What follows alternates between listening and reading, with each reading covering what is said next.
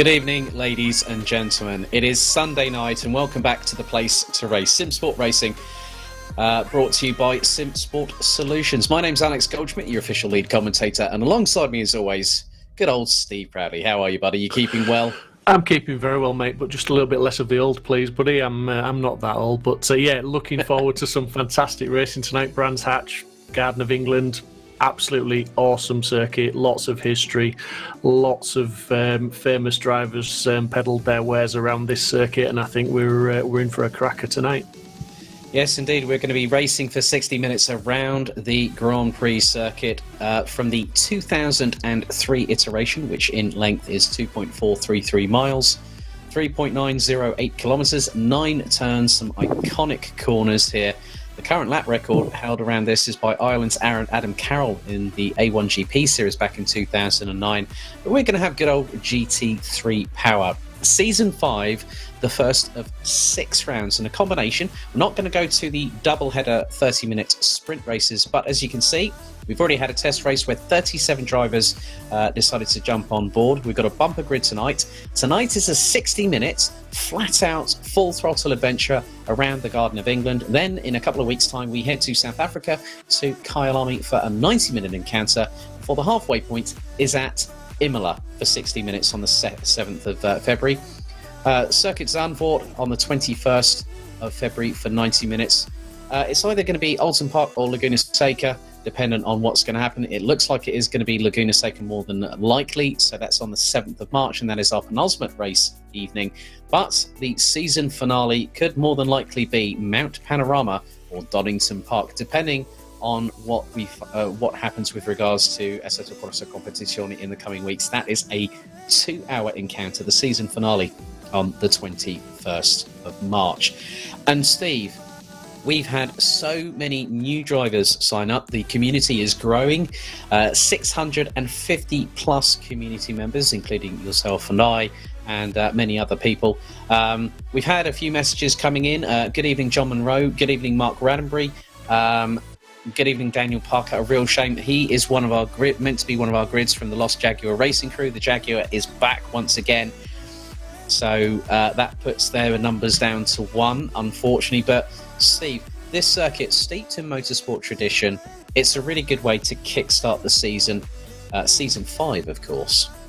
Yeah, absolutely. And, you know, with sort of 28, 29 cars, not quite sure what the final grid count is, but yeah, it's going to be action-packed. It's going to be, as you said, lights out to checkered flag racing, so there's no pit strategies. It's just a case of keep it clean and try and hit the front and get away from the guys. And first round of the season, points to score, not just points for pros, but we are running pro and AM class this season, so we do have 2 championships within a championship, so it just gives everybody a little bit of something extra to fight for.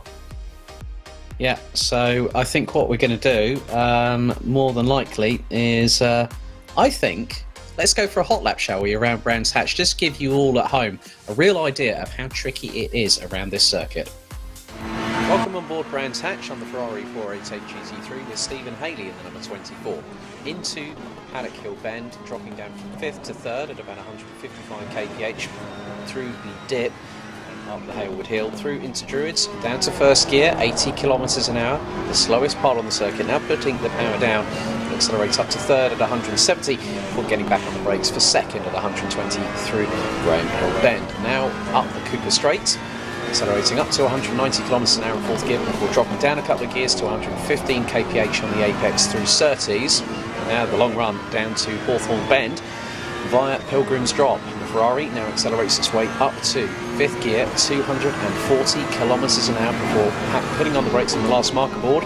4th gear at 175 through the first part through Hawthorns, down the Minter Straight through to Westfield, which is then taken at 3rd gear at 145 and accelerates through Dingle Dell, for putting on the anchors ever so slightly for Sheen Curve at 3rd gear at 160, before again dropping down a further gear down to Stirling's at 125 on the apex. And now the final part of the circuit itself, 2.433 miles, 3.916 kilometres. We're now going to head through into Clark Curve, down to 3rd gear at 140 kilometres an hour before putting down the power So you can see the fuel level low is meaning it's a qualifying run. Towards the right-hand side we go, and across the line in just over 1 minute 22 seconds. So very shortly we'll be getting underway with qualifying here. Now the format will be a 20-minute qualifying session. The server time will be set at 3 p.m. No mandatory pit stops required, as Steve said earlier on, just 60 minutes. And we have got random weather settings at the moment. The temperature looking at around 17 degrees Celsius, a bit of cloud in the sky, but definitely plenty of sunshine. But Steve, let's have a look at some of the, well, we do have the usual suspects, as I say, and that means to the regulars that people will know through the past few seasons, not just of GT3, but of GT4. Obviously, our new champion for Season 3 in GT4, Karolis Sipavicius, now has moved up to the big time, along with teammate Lucas Zentalis. So as you can see, you can go to Pitwall.live and actually log in via a Google or a Gmail or a Facebook account, and that is 100% free. It'll actually give you a map track. It'll also give you the sector times, the laps, who's in what car, that kind of stuff as well. You know, we've got a lot of drivers that have moved up from GT3, but I also see quite a new amount of faces as well. Yeah, absolutely. The community is growing continuously, and we, you know, with the sign-ups, the GT3 sign-up was full pretty quickly. I think it only took a few days, 2 or 3 days, and it was full. So it's absolutely awesome to see. It is really good to see some of the guys that joined us for the GT4s deciding to move up to the GT3s.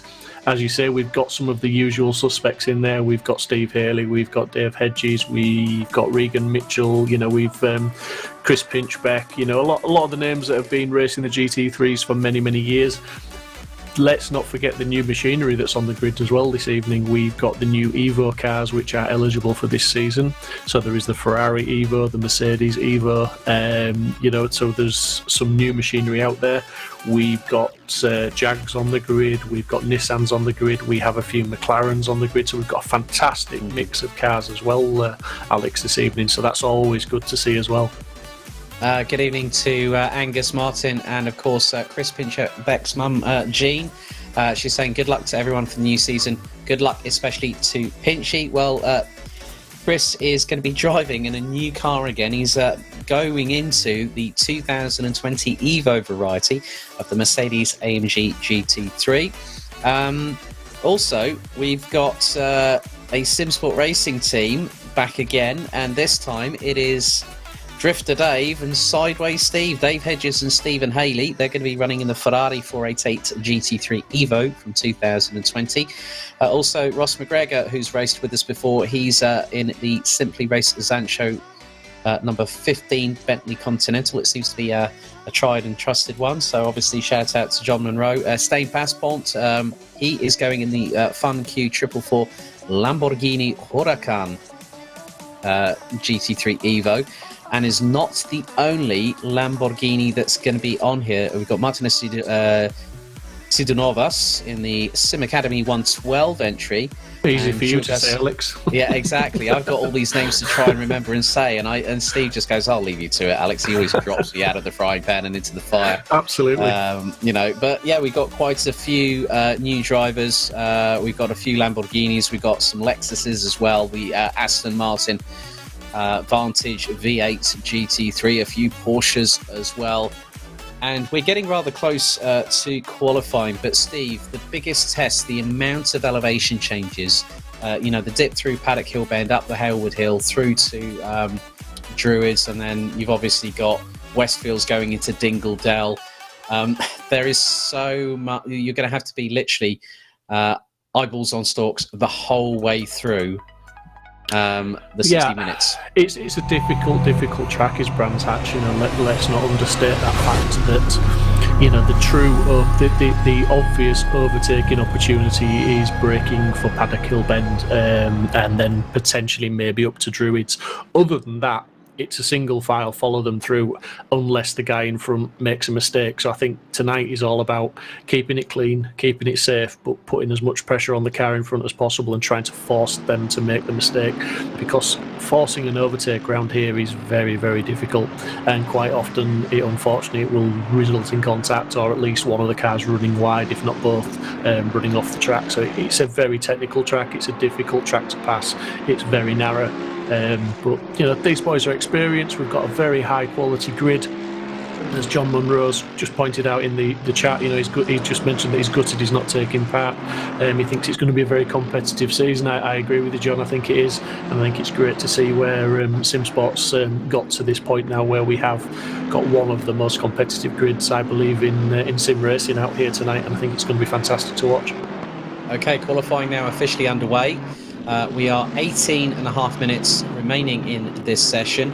As you can see by the weather meter up at the top right-hand corner, which also gives you the condition of the track, which is currently optimum. For the next 18 minutes and 20 seconds, it is going to be cloudy overhead but dry.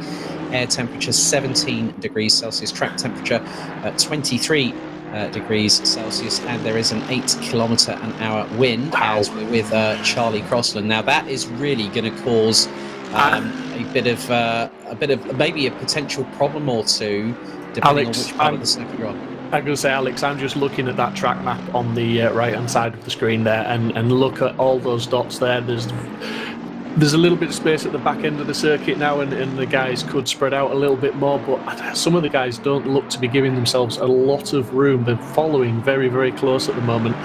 And that's all well and good, you know, as long as the guy in front doesn't make a mistake, because that can soon scupper your chances of a good lap. You know, the guys need to be allowing themselves enough room and not following too close behind, because, you know, as we see there, one car just runs straight off. I think that's Kelsey running off into the gravel trap there, rejoining.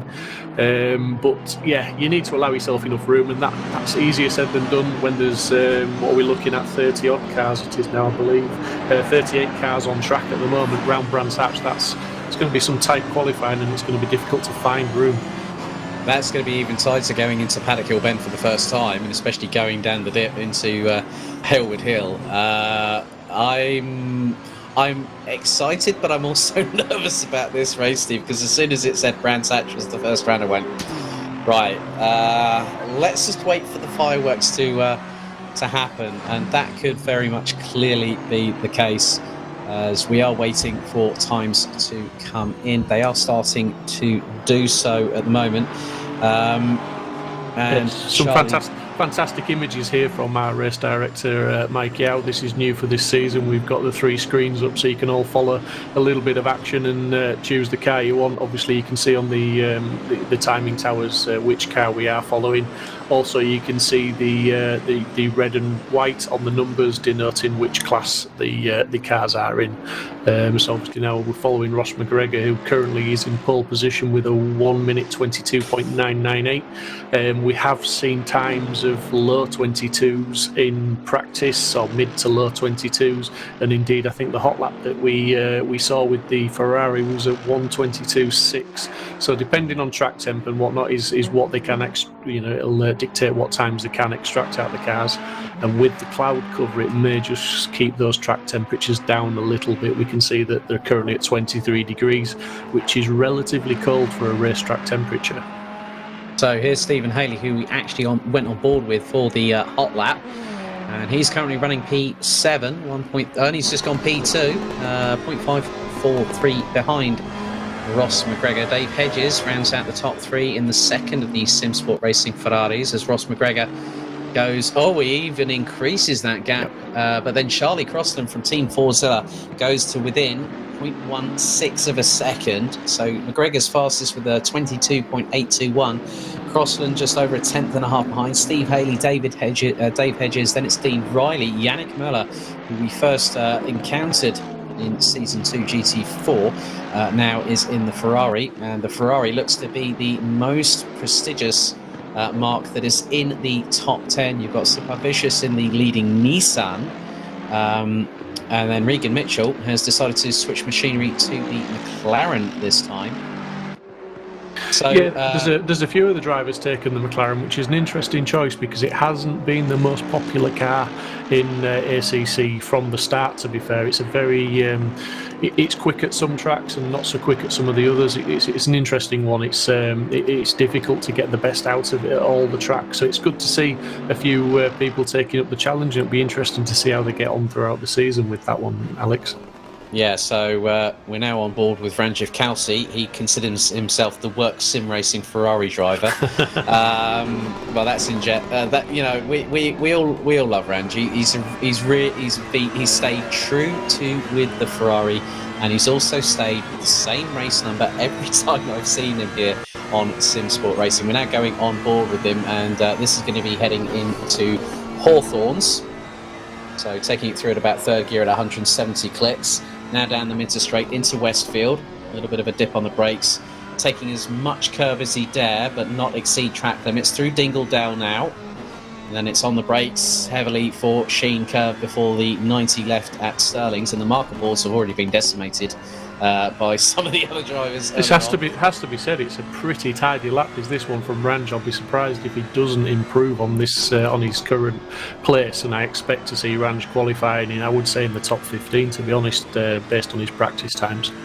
Yeah, he goes to the right-hand side, hugs the wall, crosses the line at over 220 kilometres an hour, increases his move up the order, and look, Dave Hedges has got to within 57 thousandths of Ross McGregor, so the fight for pole position. So looks like the 22-3 entry, and that is of Rich Smith from the Falcon Esports crew. He's one of our regulars as well. He's partnered with Dean Riley. They're both running in the Mercedes AMG Evo. There's Regan Mitchell in the number 69 car. He's definitely one that we always keeps us in suspense and pulls off dynamite moves like John Monroe might remember from Monza for the driver swap GT3 finale. Is all sideways. There. And there is now that is definitely a Harlequin-esque pattern effect on Aaron Martin Pilkington's number 111. That's a standout livery, is that one, isn't it? Look at me, and it's awesome, and he's currently half a second up, I believe, on his best lap. So he's as long as the cars in front don't hold him up. We were talking about space, and that car nicely moves out of the way and allows Aaron on his way. So hopefully he doesn't lose any time. We will find out very soon as he's approaching the final bend. But I think he may just have lost some time there, cutting through the traffic. Ross McGregor has gone even quicker, 122.542. He's the man. That's craziness. He's the man. There's Stane Pasmont in the 444 running in the Nomad colours, going through Paddock Hill Bend. Haley is around about 6/10 up on what he has done previously. He's got one of the Wild Things McLarens in front. Bit of a slipstream, may just help him, as long as it didn't hold him up initially, but he's up to fourth there. So that was a good run by Steve Haley. There's Yannick Muller is a second up from where he has been previously. This is sorry to interrupt, Alec. This is just concertinaing the times up, though, isn't it? I mean, look, there's not much between any of them, and every time these guys are putting a faster lap in, these are guys from outside the top 10 squeezing into the top 10, and really, the times are just getting so close now. It's absolutely brilliant driving, brilliant racing, and it's going to be difficult. I think it's a Ross McGregor. Yannick Muller, P2. Muller second. Look at that gap, 0.060. That doesn't get much closer. He clawed back 1.3 seconds. It looks like Aaron Martin Pilkington is also up. There are drivers really pushing the envelope here because there's so much dust being flung up as now Martin Pilkington sweeps towards the outside coming through Clark Curve. He's going to try and hug the inside as far as he dare. Goes P3, top 3 covered by 0.243 seconds. It's 3/10 covering the top 4 here at the moment, so we're halfway through the qualification session, but Ross McGregor's been the one to, as someone's gone very, very wide through the gravel off of Paddock Hill Bend. And that was one of the Ferraris, I believe. Yeah, I mean, let's not forget, Alex, the emphasis has to be on qualifying here, because obviously in the build-up we were just talking about how difficult it is to overtake at Brands Hatch. And these guys, they know they've got to try and get in that top 10. Talking to Steve Haley before the race, we were saying, you really need to be at the sharp end. He was aiming, he needed to be in the top 6, really, if he could. He's currently in 6th place. It's super, super important, because I wouldn't want to be anywhere lower than 10th on the grid with a pack like this going round Brands Hatch, because it is going to be very hard to make up positions. It's definitely a GT3 wolf pack tonight, and at the moment, Ross McGregor is leading said wolf pack. There's Simon Crane in the number 53 Pulse Simsport entry, currently running in 9th position at the moment, and he's just under 7/10 off of Ross McGregor. Looks like it's still rather all to play for, and from McGregor down to Santoro, it is 1.5 seconds. Yeah, Simon had a really good showing in the pre-season race last week at Barcelona. Forgive me, I can't quite remember where he finished, but I know he was certainly in the top 5. So he's a quick driver, and he's potentially out of position where he is now, but I think he is up on this lap. So if he can just keep it all together now as he's coming round onto the start-finish straight, we will see very, very soon how much of an improvement he's going to make, if any. And indeed, that's 7th place, so he's just under 5/10 off pole in 7th place. We now have the top 12 pretty much covered by a second. Well, 8 minutes and 15 seconds still to go in this qualifying session for the opening round of Season 5 GT3 here on Simsport Racing. Dave Hedges running P5 at the moment, just over 0.33 seconds off of Ross McGregor, looking to be a little bit neat and tidy. Has a little bit of a clip with the grass on the outside of Sterling's. Through into Clark Curve comes the Ferrari. And now he's going to sweep towards the outside as far as he dare. Pull the car to the right-hand side. Try and stay close to the wall as humanly possible. He crosses the line, goes P3. Yeah, absolutely fantastic on board with Passport now as well. He was in 13th place with a little bit of time to make up, but he's certainly not a guy that will give up, and he's talented enough to get into the top 10, albeit it's going to be very, very difficult with the fine margins we're talking about and we're seeing this evening. There's a few new drivers up ahead of him, a few unknowns, but certainly definitely looking to improve, and I think didn't improve on that lap, but I think he's carrying on to try and get another flying lap in. Okay, so there's your provisional pole sitter, Ross McGregor, with 7 minutes still on the clock to go. He's just gone through Hawthorns, now going down the Derek Minter straight through into Westfields, absolutely committed in the Bentley as Simon Crane has just gone off the track, but has gone P2. 15 thousandths of a second separates provisional pole, and then Yannick Muller makes the top 3 covered by 6/100ths. That is incredibly close in this first opening round out of 6 for the season. So Simon Crane brought out the yellow flags, a huge plume of dust that Ross McGregor quite literally barrels his way through in the Bentley. He's a 10th up. Now he's going to pull to the right-hand side, stay as close to the wall as he dare, and might get a little bit of slipstream. Goes up to 1 minute 22.467 and extends the gap to Simon Crane to just under a 10th. Regan Mitchell is about to cross the line very shortly, and he goes P4, top 4 covered by just under 1 3/4 tenths of a second, with Dave Hedges rounding out the top 5. That's 0.309 for him to find in the battle for pole position. Yeah, there's a few guys I would say maybe potentially out of position at the moment. I mean, Rich Smith, Dean Riley, 9th and 10th. I would expect those guys a little bit higher up. That's just showing the quality of the field. Miles Dixon, I believe, that is down in 28th place. Yeah, another good driver there that I would expect to be a lot further up. It's just showing how difficult it is, not only against the quality of field that we've got, but I think finding the space on the track to get your lap in without tripping over somebody. It's just very, very difficult, as we just seen Haley there, just almost drifting at that point there through the corner and just holding that car on the tracks, pushing. He's definitely trying to get himself up from that 8th place, albeit he's only 4/10ths off pole position in 8th. He doesn't need much of an improvement time-wise to jump up 2 or 3 places. Literally a 10th or 2 would put him into 4th or 5th place. Right, he's now coming through Clark Curve. He was definitely doing the old sideways Steve treatment a little bit earlier on in the lap, but now he's about to come across the line, and on that particular occasion doesn't improve. It was a 1 minute 24, well off where he would have wanted to have been, but obviously with the sideways moment, they do say that in drifting it's one of the quickest ways for them to go fast, but in a GT3 car it is about making sure you turn, point and shoot effectively. Charlie Crossland in the number 66 Team Fordzilla Mercedes-AMG GT3 looking to improve from 7th position. He's been a regular for the last couple of seasons in both GT3 and GT4. He's got raw pace. There have been some pitfalls that have put him back, but he's gone to within 2/10 of Ross McGregor, goes P5.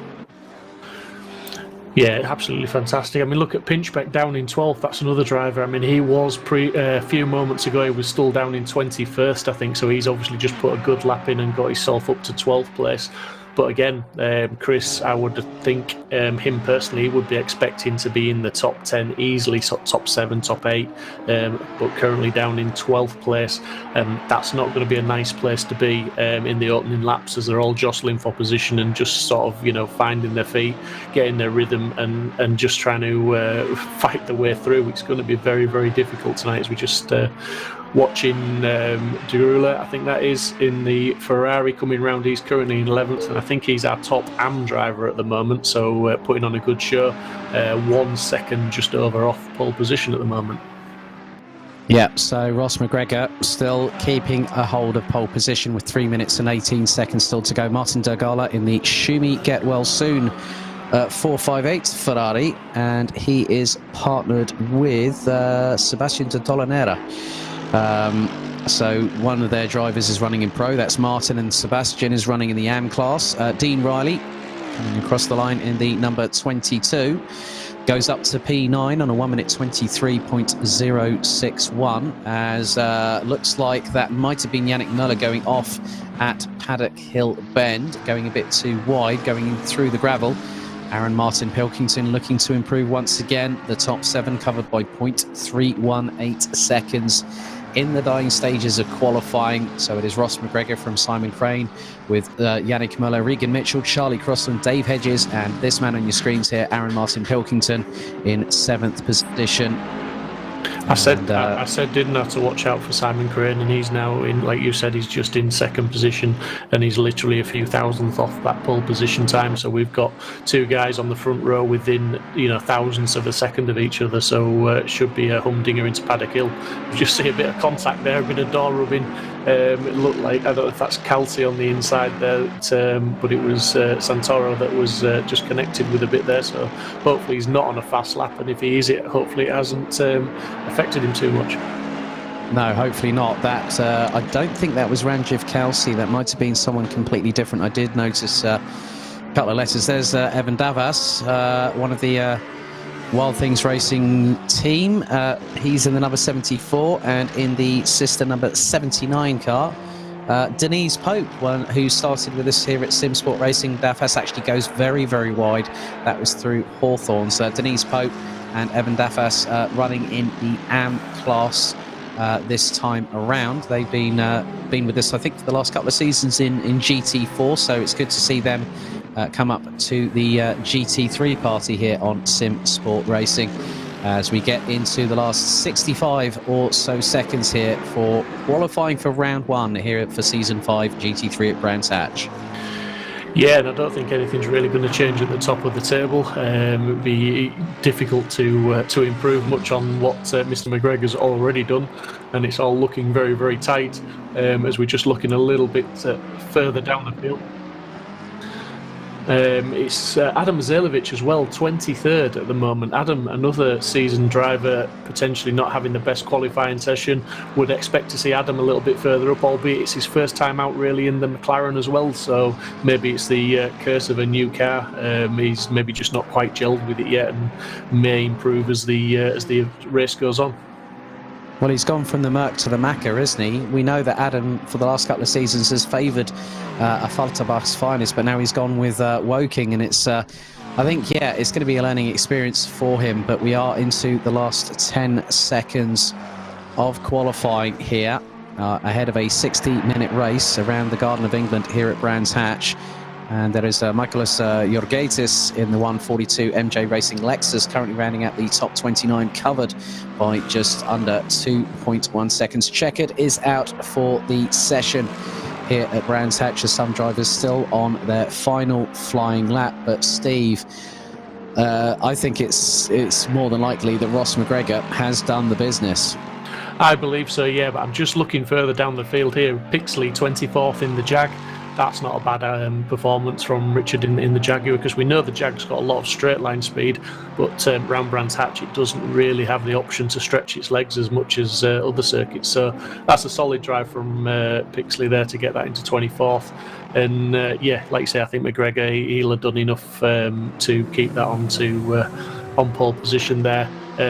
By the tightest of margins from Crane, but albeit that is it. That's all he has to do. He's on pole position, and he's advantage McGregor for the start.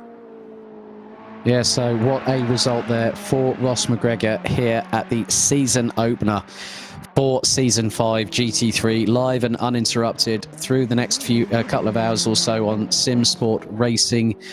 You can go to the place to race at simsport-racing.com to get involved with the community. And Steve, just give us a bit more info about the Pro and Am classes, how they were decided coming into this season. So basically, anybody that has raced with Simsport before, we took their best championship results. So if they competed in the GT4s or GT3s, if they were in the top 15, they're automatically a pro. If they're outside of the top 15, they would be an AM.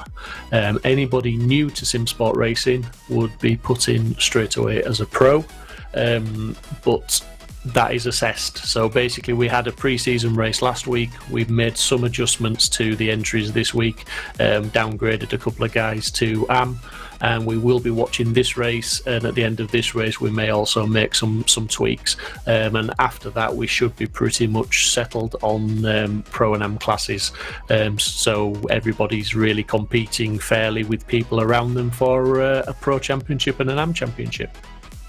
Thank you very much for that welcome insight. Of course, a bit more news. GT4 Season 4 gets underway next Wednesday at Imola, the Autodromo Enzo e Dino Ferrari.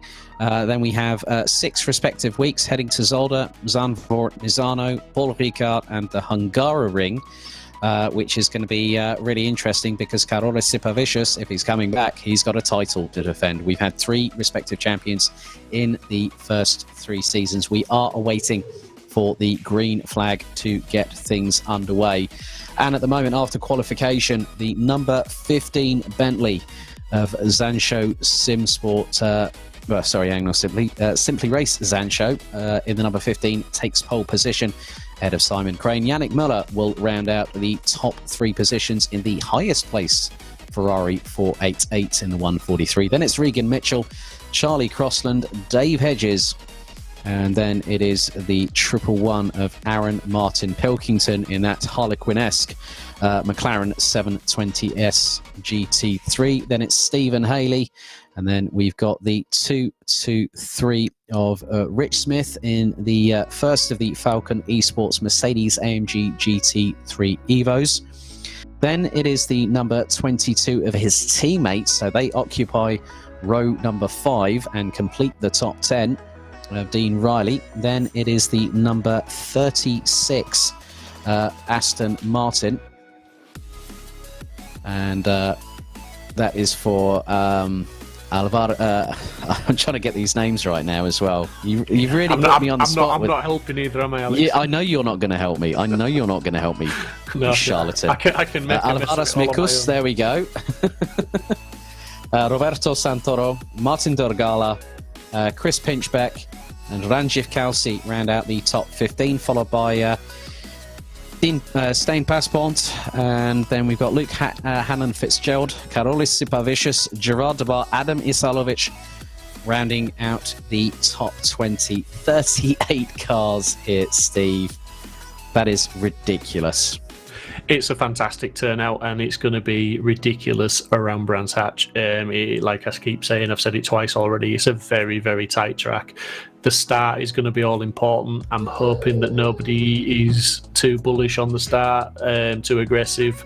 We want them all to get through the first couple of laps clean, because anybody who races know that those first couple of laps are the crucial ones. You've literally got to get into your rhythm, you've got to find your pace, settle down, get some extra heat into the tyres, because the tyres and brakes, although they're preheated, although they get a full warm-up lap, they're still not up to that optimum temperature, and it does take a couple of laps to get there. And the nature of Brands Hatch, it's not forgiving if you're pushing too hard in those opening laps.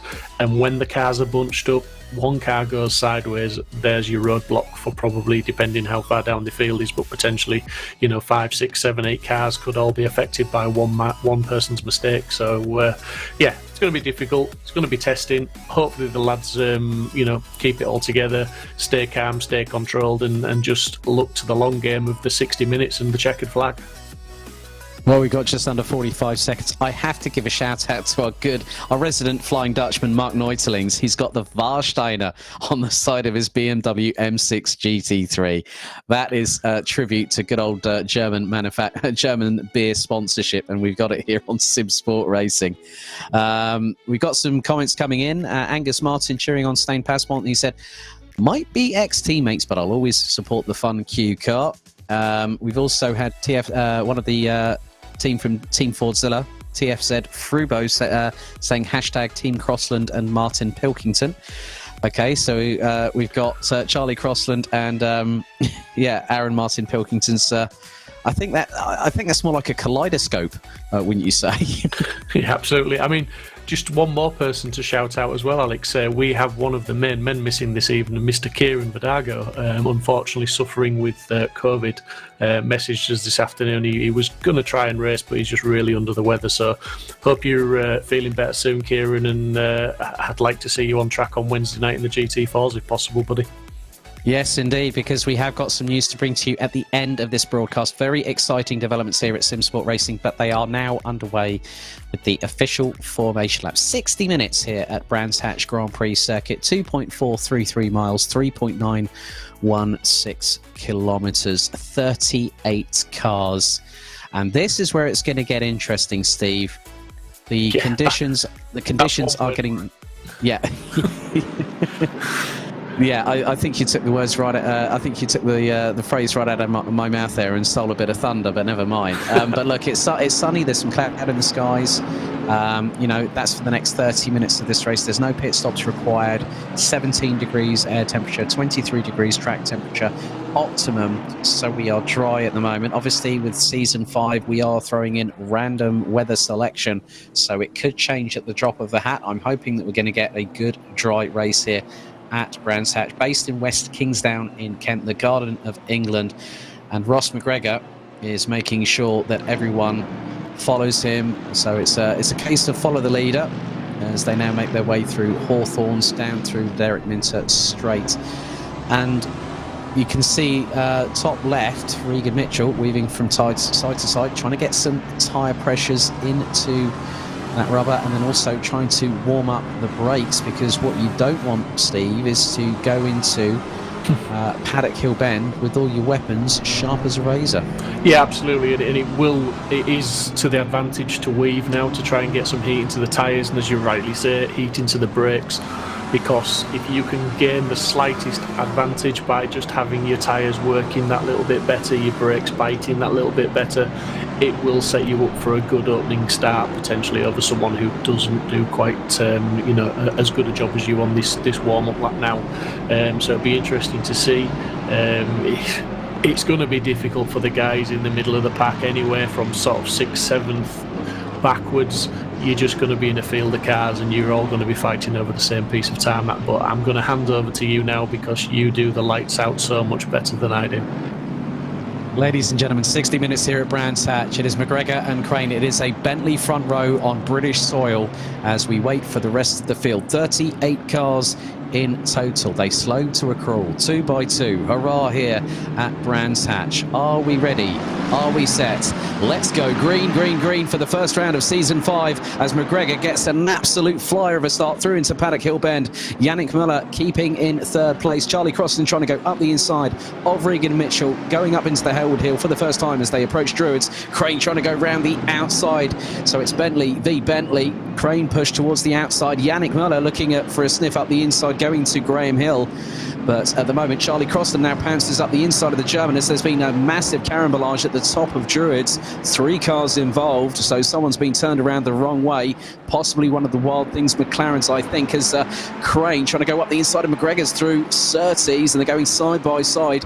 Down Pilgrim's Drop. Charlie Crosland in pursuit. He's up into third position. Yannick Muller being chased now by Regan Mitchell, and I think that is possibly Dave Hedges just behind. But what a start, and look, still side by side. Oh, clash between the Bentleys. McGregor turned into the barriers, and that has given Simon Crane an advantage, but I don't think he is going to be looked upon favourably by the race stewards at all.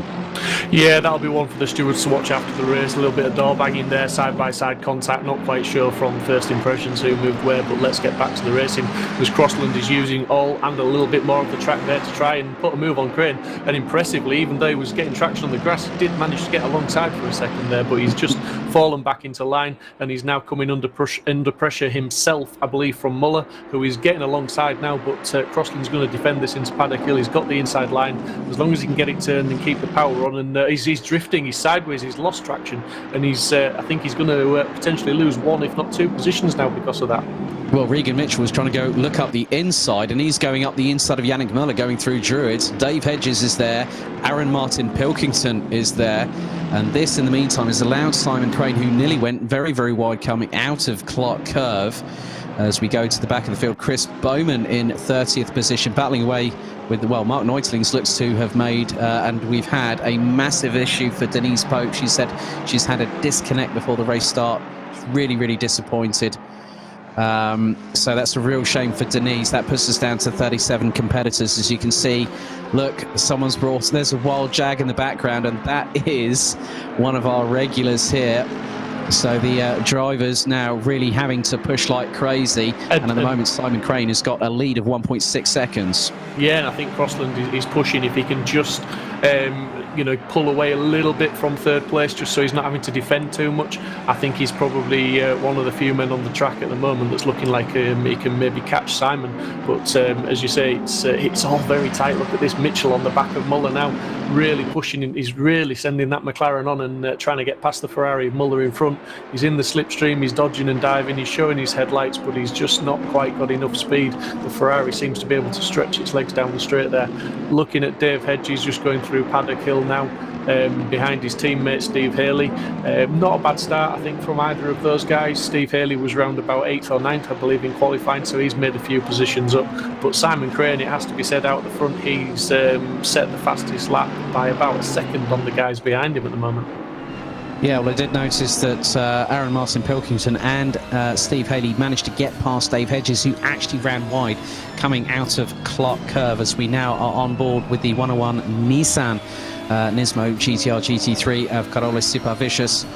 He is behind Stijn Paspon, one of our resident Dutchmen here, in the 444 Lamborghini Huracan GT3 Evo. They've got Tovila Vicious just up ahead, as well as Roberto Santoro and Gerard de Bar. Look at the amount of pace that Supervicious had in that Nissan, and that was going through, I think, Westfields.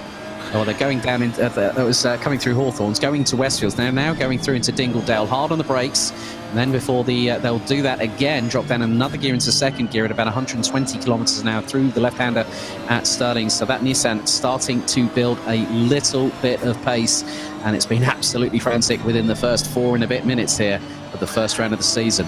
Yeah, absolutely, and we know how tenacious Supervicious can be as well from the GT4 race, and he never gives up, and we've seen him previously in the GT4s have some fantastic fight backs through the grid, you know, to get podium places. Good to see Ross McGregor's managed to rejoin in 10th place at the moment. Hopefully not too much damage, because let's not forget there's no pit stops unless he wants to take one to repair damage, which would put him at a massive time disadvantage. So hopefully he can consolidate from where he is, look at the big picture, remember it's a championship, it's not just a one-off race, and just score some valuable points. But yeah, it's looking like Crane's last lap was a 1:23.5, Crossland was a 1:23.9, so Crane's still doing enough to pull away from the guys behind him, which is impressive at this very early stage in the race where they will be heavy with fuel. Yeah, very true. I mean, the Bentley, it might be the biggest, might be the biggest car in this grid in terms of weight, but when you have got a full tank in that car, it really does help the centre of gravity. Is now we go on board with Zugas Tovilavicius, and that was that might have been Ranjiv Kalsi, or was that possibly somebody else that went wide just a moment ago? That could have been. I think that is Ranjiv Kalsi. I think it's Kalsi, yes. That was Santoro. That was Santoro, okay. Was it? Oh, okay. Well, Santoro's behind Tovilavicius at the moment, but it was a white liveried car, so that very much is the case. No, that was Ranjiv Kalsi. That was Kalsi that went wide. So Tovilavicius goes up keeps it up the inside of Santoro, going through Paddock Hill Bend, taking a little bit of grass and a little bit of dust on the inside, going through on the Blind Crest Apex, through into Druids. So at the moment, you might want to keep an eye on Charlie Crossland at the moment, Steve, yep. And not just him, Yannick Muller. Crossland's gone fastest in, he's gone purple in Sector 1. Yannick Muller has set the fastest lap of anybody, 1:23.439. The gap between the top three at the moment, just under 2.5 seconds. Yeah, and it's those three guys at the front that are doing the 1:23s. Everybody else is sort of 1:24s and upwards. But that's an impressive lap time from Muller and Crossland. Albeit they're only a couple of tenths faster, but he's, you know, a couple of tenths. There's 53 minutes left to go of this race. We have literally just completed 4 laps. So as Aaron Martin Pilkinson there with Haley, that's Pilkinson and Haley off. Hedges regains those 2 positions, and Pilkinson and Haley's somebody else gathered up there as well. Yeah, 22 of Dean Riley also had spun at that particular point, and he nearly got collected in the process. So all 3 of those drivers very, very lucky indeed. But yeah, it was, I'm not too sure what happened there, but I think it was a case that Haley was trying to go up the inside of Martin Pilkington. They both came together, and then it was synchronised spinning between a McLaren and a Ferrari. Yeah, and a man that's gained from that wasn't only Hedges, but Rich Smith up to 6th place. He qualified outside the top 10, so he's done well. Ross McGregor's now up to 7th place, so the recovery drive begins. Back up to 7th already, lapping 1:25s, but obviously he's in traffic, so he's not going to be the fastest man on the track. He's got to hustle that big Bentley through all the cars in front of him at the moment. And just to reiterate Simon Crane's authority on this race, he's just done a 1:23.5 as opposed to a 1:23.6 from Crossland, but Muller's still on the pace with a 1:23.5 also. So the pace at the front, as you said, Alex, very, very close, and I don't think, mistakes aside, I don't think anyone's going to really pull away at the moment. Yeah, very much the case. There's Rich Smith, currently in P6 in the 223 Falcon Esports Mercedes AMG GT3s, trying to hunt down Dave Hedges. They are covered by just under half a second. Denise Pope saying that he's cheering for Evan and Pixley in that lovely Jaguar livery. I recognise that. Here we go. This is the Haley and Pilkington issue. Right, okay. So they're going through the corner. Pilkington runs a little bit wide. Haley jumps to the inside, seizes the opportunity. This is through Dingle Dell of all places, into Sheens. Oh, touch from the left front onto the right rear. They both go spinning. And oh, there's been a collect, and that was Dean Riley being collected by by Ross McGregor. Ross McGregor had contact with Dean Riley. So whether that was as a result of them Riley stepping on the brakes possibly, and McGregor might have been unsighted. Yeah, I think the problem is at Dingle Dell Sheens, it's all pretty much blind, it's all full commitment, and it's not even a case of breaking through there. Just the slightest lift can cause the car to unsettle and lose traction. So yeah, very, very difficult. But here we are with, I think this is McGregor we're watching now. Yeah, going through into Hawthorns. He gets a good run coming out of it. Nearly loses the back end on the exit. Going through, it was Westfields, going through Dingle Dell. Now into Sheens. Oh, Riley actually lost the back end himself, so there wasn't a collect, but then there was a car behind. So Yeah. McGregor actually he saw that cut. He saw that as it started to unfold and went, right, I'm going to the left. I need to stay out of trouble here. And he did exactly the right thing. He put the car exactly where he needed to when he saw how Dean Riley's car was rotating. Yeah, absolutely, and it was it was lucky that more cars weren't collected, as we just seen a little bit of an incident there. Not quite sure who that was, but this is Pilkington now looking to go around the outside, which is a brave move and puts a lot of trust on the other guy. But they've done that successfully, and that's Pilkington up a place. That was Reese Wiggin actually being turned around in the 667 that I just saw there. So he's not going to be happy about that one at all. But I'm not too sure who collected him. Ivaris Mikos in the 36 Aston Martin Vantage V8 GT3 is closing on Steve Haley. They're not too far apart. They're actually going down the Cooper's Straight with Roberto Santoro. And good effort so far from Stein Pasmont, keeping the nose of his Lamborghini Huracan GT3 Evo rather clean, as we are now into Martin Pilkington, yellow flags out. He's on the outskirts of Graham Hill Bend, waiting to have a safe rejoin, and he was running down he was running in the top 6, obviously before the contact between himself and Stephen Haley, which put him down to 16th. Now he finds himself pretty much at the tail end, Charlie, of this field. That's a real shame. Yeah, absolutely. Pilkington having a fantastic run so far. A little bit of contact with Haley, but nothing he couldn't potentially recover. But another incident is pretty much going to put a massive dent in his points hope this evening. But let's not forget, it's the first round. There's still plenty of time, as we're looking at one of the Hondas on track at the moment, putting the Tafas under a lot of pressure at this moment in time. And it'll be interesting to see how quick that Honda is down the start-finish straight in a moment and into Paddock Hill to see if we can get a move done. Yeah, that's Mike Markerstein from the number 7. That's the number 17 Honda from Hutz Motorsport. He's pairing with Jesper Peels in the 229. Though, and Jesper is currently in 29th position, as that looks to be Reese Wiggin that has just come out of the pits. And yeah, Evan Dafas running a little bit wide coming out of Paddock Hill Bend. Mike Markerstein coming out through the exit of Paddock Hill up the Hellwood Hill. Made that it was quite straightforward there. There's Gerard DeBar in the baby boy blue Nissan, the Simbro Sport driver, currently running P19. He's got Tovi Lavicius not too far behind in the 92 Porsche.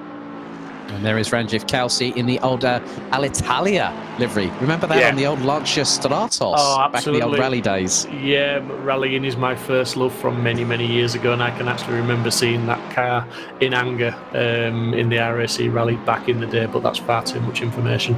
But Kalsi, putting that car to good use. He's on a bit of a recovery drive. He went wide, as we saw earlier. He's back on track. He's, Ranjiv will keep going. He'll give it his best, and I expect to see him making up 2 or 3 places at least from where he is.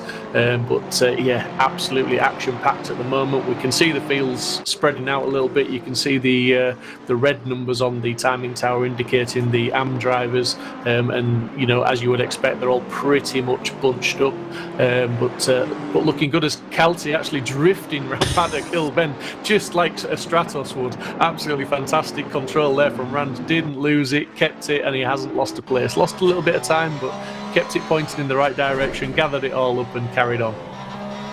There's Geno Brandl in the 737 Scorbine Racing Porsche, currently running in 16th position, and has the 142 from Mikolas Jurgaitis trying to close down, but then we're going to call him Rallying Ranjiv. Ranj, I think.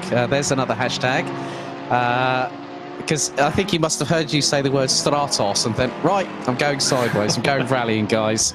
That's just for everybody watching, Ranjiv is a fantastic member of the community, but he's also modest. If you start to give him too much praise, or you talk about his actions or his exploits on track, he's the first man to talk you down. Fantastic character, but showing he's got some great racing skills and some fantastic drifting skills. Good lad, Ranj.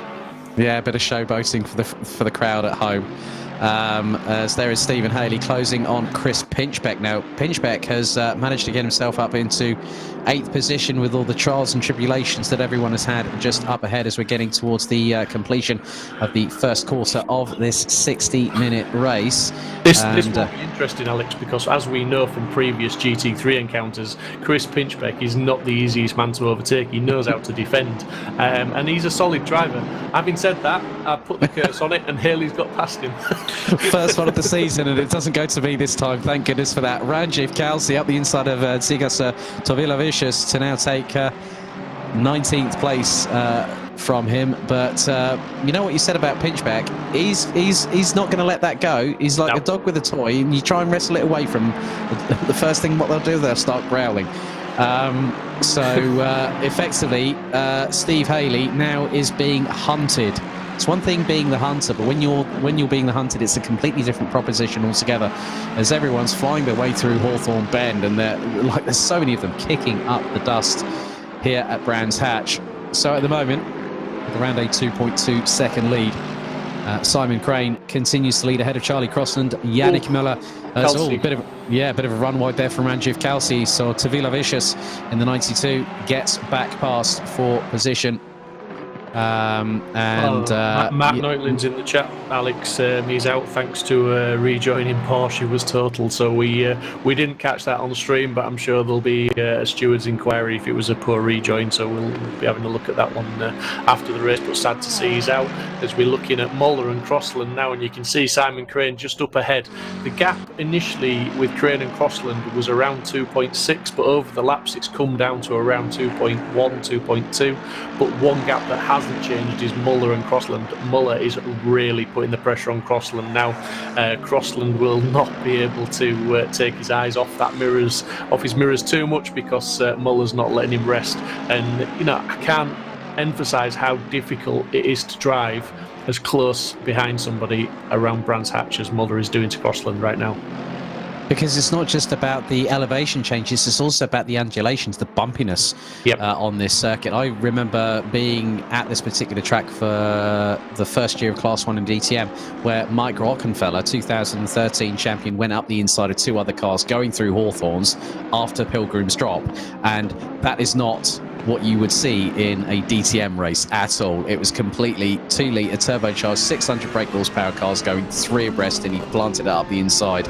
So that's how difficult it can be to lead. But if you get a double toe, especially coming out of Surtees going to Pilgrim's Drop, as it looks like there might be a couple, there are some back markers starting to appear. I did see that Ranjiv Kalsi did actually pit after that lawnmower Valtteri Bottas moment he had just about 90 seconds or so ago. He went into the pit, so I think he's incurred a bit of damage. But now this is going to give Yannick Muller a possible opportunity to try and get past, and I think that might be Ranjiv Kalsi just up ahead. I think it is, I think you're right, Alex. I think that is Ranjiv Kalsi, and I was going to say Ranjiv Kalsi's, albeit he's a bit slower than these guys, he's not a lot slower, because as remember, qualifying was pretty close, and Ranjiv was round about it was in the top 20, I believe, so he isn't that far off, but he'll do the right thing and he'll move away and let Crossland by. Now it's whether Muller can get through at the same time. We're just going to go to a replay now.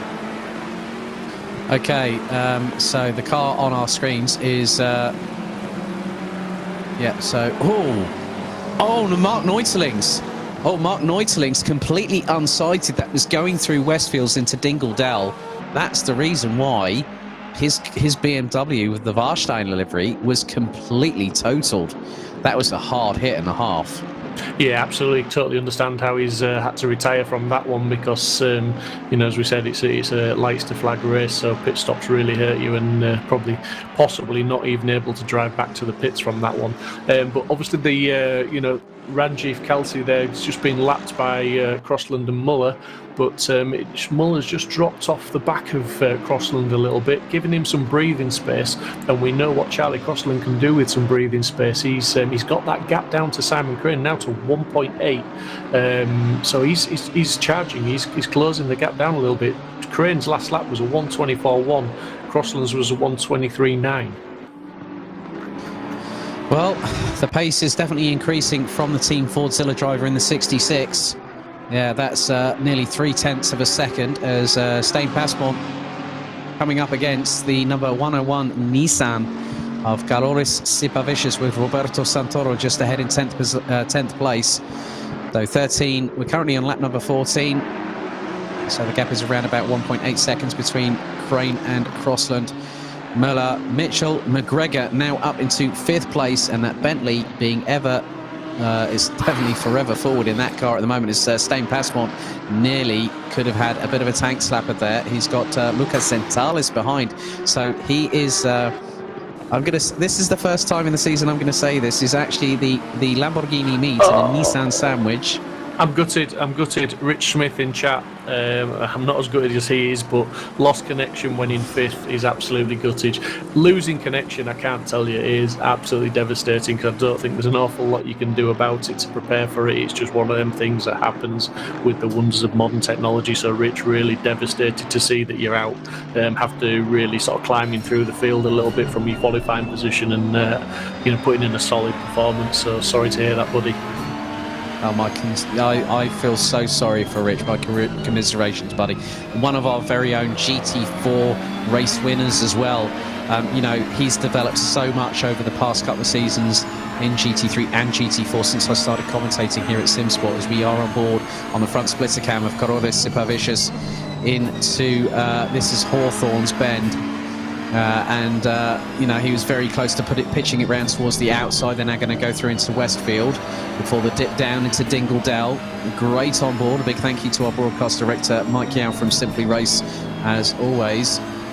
Through into... Sipavicius lost a little bit of time going through Sheen Curve. They're now into the left at Sterling's. That Ferrari of Santoro could try and pull away. Looks to be doing so at the moment. So... I did like that camera angle. That was very impressive. I loved the follow shots like that when they're following so close. It just shows the skill and commitment that's required. And talking of skill and commitment, Charlie Crossland has now got the gap down to 1.7. So he is charging. He is consistently lapping faster than Crane. But TFZ Frubo in the chat has said that potentially, just to cut it short, the Mercedes does hammer the tyres, in his opinion, around Brands Hatch. So it might be that we see Crossland start to struggle as this race wears on. Rich Smith has just put another message in chat saying the end of the race is where the 2020 Evo version of the AMG GT3 was strongest. That sounds really ominous. Yeah, it could be down. I'm so disappointed for him. Yeah, sorry, Alex. It could come down to driving styles as well, though, because obviously we're all a little bit different. Some are smoother than others, but we all know that. To be fair, Charlie Crossland, he won't mind me saying, I don't think he's the smoothest driver, because he's very, very aggressive, and he knows how to get those lap times in. But whether he can manage those tyres to the end, I'm not quite sure. Yeah, I completely agree. I mean, Gerard de Bar's keeping it nice and consistent at the moment as Tovila Vicious trying to go up the inside. Oh, a little bit of a tag between the two. The Nissan runs wide, but he gets back on the black stuff as Tovila Vicious in the 92 Lexus. Not that. It's Jorgaitis just behind in the 142 Lexus as Tovila Vicious loses a bit of ground coming through into Sheen Curve, now into Sterling's. The Porsche gets an absolute flyer of a run through Sterling's on the back of the Nissan of Gerard de Bar, now going into Clark Curve. And Denise Pope wondering, what's McGregor's pace like? Is he catching the guy ahead, or did he get too much damage earlier up to move up much further? Interestingly, Mitchell and McGregor's last laps were both exactly the same, 1:24.204. So the gap is pretty much stagnant. It doesn't get any more stagnant than that. Although, having said that, that is just the last lap. So maybe we'll keep watching that gap for you, Denise, and we'll report back very soon. But McGregor is not a man to give up, and he's done a fantastic job to get back up to 5th place so far. Yeah, having dropped all the way down to 10th after that first lap excursion, when he and Simon Crane bumped door handles quite spectacularly going through through Pilgrim's Drop at this particular moment. So a lot of drivers, as we are on board with Sipavicius for a brief moment before going back to Tovila Vicious in the 92. You can see the left-hand side of that Porsche is a bit worse for wear as we go back to Sipavicius.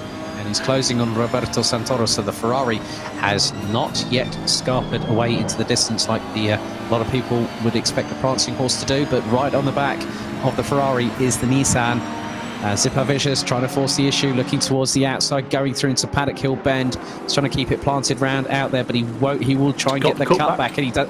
Oh, that's a great move. Brilliant move there by Carlos Zipper Vicious on Roberto Santoro. Up into the approach into Druids, coming out of Paddock Hill Bend. He absolutely nailed that one to the wall. Yeah, and it looks like the guys at the front have had a bit of an issue as well. Crane's last lap was a 1:25.3, and interestingly, second place is now Muller, 3.2 seconds back. So the man that's had the issue is Charlie Crossland. His last lap was a 1:26.1. So it has changed now, but what has changed is second and third. Muller up to second. Yeah, Charlie Crossland had a bit of a difficult first sector, it looks like. And I'm just looking through because on the Pitwall.live timing screen, you can actually see when there were incidents involving which vehicles. It will also say purple lap for the fastest driver out there as well. We are fast approaching halfway through this race. I can't believe it, Steve. We've had 25 and a half minutes elapsed already here at Brands Hatch, and we've still got 34 and a half to go.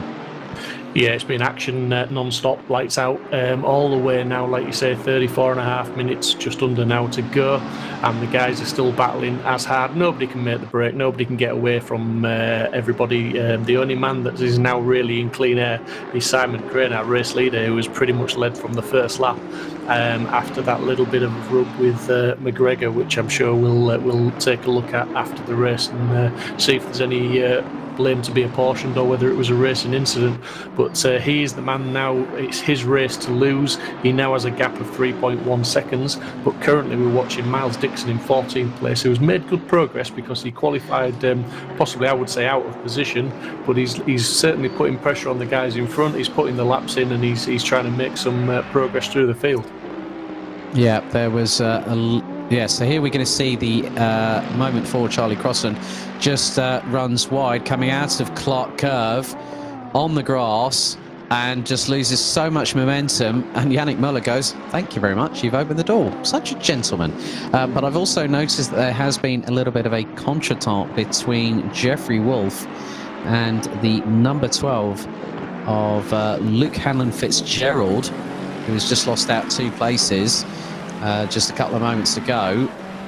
So both those drivers being compromised. But yeah, Charlie Crossland, I think, has he really tortured those tyres, because that has given Yannick Muller the biggest amount of opportunity that he has needed. The gap now down between Crane and Muller, now 2.379 seconds. Yannick Muller took nearly 0.8 of a second out of the Bentley on that last lap.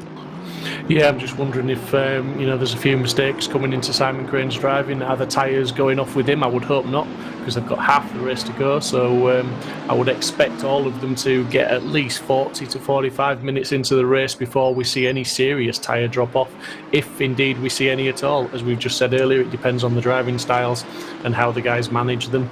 The lap times are getting a little bit slower at the front. They're not so much getting into the 23s anymore. Most of the laps are now 24s, some of them 25, so the pace is dropping ever so slightly, but it would appear that maybe Simon Crane is the one that's losing out a little bit more than the others at the moment. Yeah, been watching this fantastic battle between the likes of Lucas Sentalis, Stain Passport and Pulse Simsport's Miles Dixon in the 94 Bentley. This is for 12th, 13th and 14th respectively. There's Chris Bowman running in the traditional AF Corsa livery, one of the teams that normally run in the FIA World Endurance Championships, amongst other categories of GT3 competition. And in front is the number 12 of Luke Hanlon Fitzgerald, who had that incident earlier on with the F86 of Jeffrey Wolf, one of the regulars, who normally, he's actually still in the Ferrari 488 like he was in season 3. I'm wondering what the livery is on Jeffrey's car, but he's way down the order in 35th at the moment. Good evening to one of our friends from another ACC community, SRHI, Aaron von Druen. Good evening, and he said the 2020 tyres could last for a double stint. Interesting insight there. Yeah, they can last for the double stint, but they still drop off at different rates on different cars, so the lap times are still affected differently on each car. It's not to say that they'll be worn out after the 40-45 minutes, but they will be handling differently to obviously how they were at the start of the race. But just to mention, Ross McGregor in 5th place is actually now, just to go back to Denise, we said we'd check back on this. Ross McGregor's last lap was a 24.7. Regan Mitchell, the guy in front of him, his last lap was a 1:24.195. So you're looking at about 5/10, half a second faster than McGregor at the moment. So it doesn't look like McGregor's making any ground up on that 4th place. Steve Haley has moved up to 6th place ahead of his teammate Hedges, and Pinchbeck's still holding that 8th place. So Pinchbeck's just doing what we said he does well, just bringing the car home, being consistent, and sort of pretty much staying out of trouble, Alex. Yep, so we're past the halfway point here at the opening round of Season 5 GT3 on Simsport Racing. If you want to get involved with the community, head to simsport-racing.com. You can also find us on Facebook by our own group. We've also got Twitter and Instagram, along with our available websites, available 24/7, 365.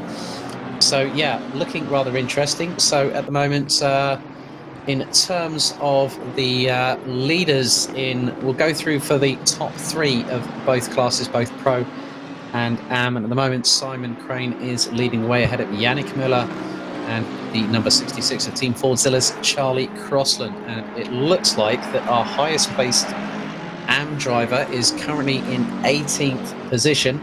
There's Mikolas Georgaitis in the 1:42. And Martin Dergala and then Sebastian de Tolanera. They round out the top 20 positions. As you can see, as Steve alluded to earlier, the whites are Pro and the reds are Am. So some very, very good battling. There's now Simon Crane. Might come under a little bit of salvo fire from Yannick Müller because they're coming up against backmarker traffic here, Steve. Yeah, and it's worth mentioning again, Crane's gap, when Crossland had the issue, he got a gap of 3.2 seconds. That's come down to 2 seconds over the matter of probably half a dozen laps. And with 28 minutes to go, nothing at this moment in time is certain. So Crane's going to have to battle hard to pass the back markers, not mess about, and really sort of try and get through those. We've just seen 2 cars off at Druids, and one of those was the same livery as Kelsey. I'm not sure if it was Kelsey or his teammate, but definitely one of the Ferrari Italians off into the sand trap.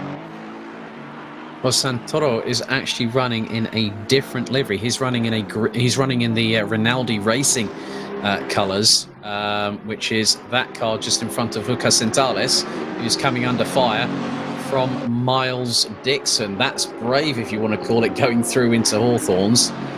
So Centales is getting the old switcheroo, the old Nigel Mansell dummy done on him by Miles Dixon. He's trying to close on Santoro. So you've got Santoro, Centales and Dixon battling away for 10th position.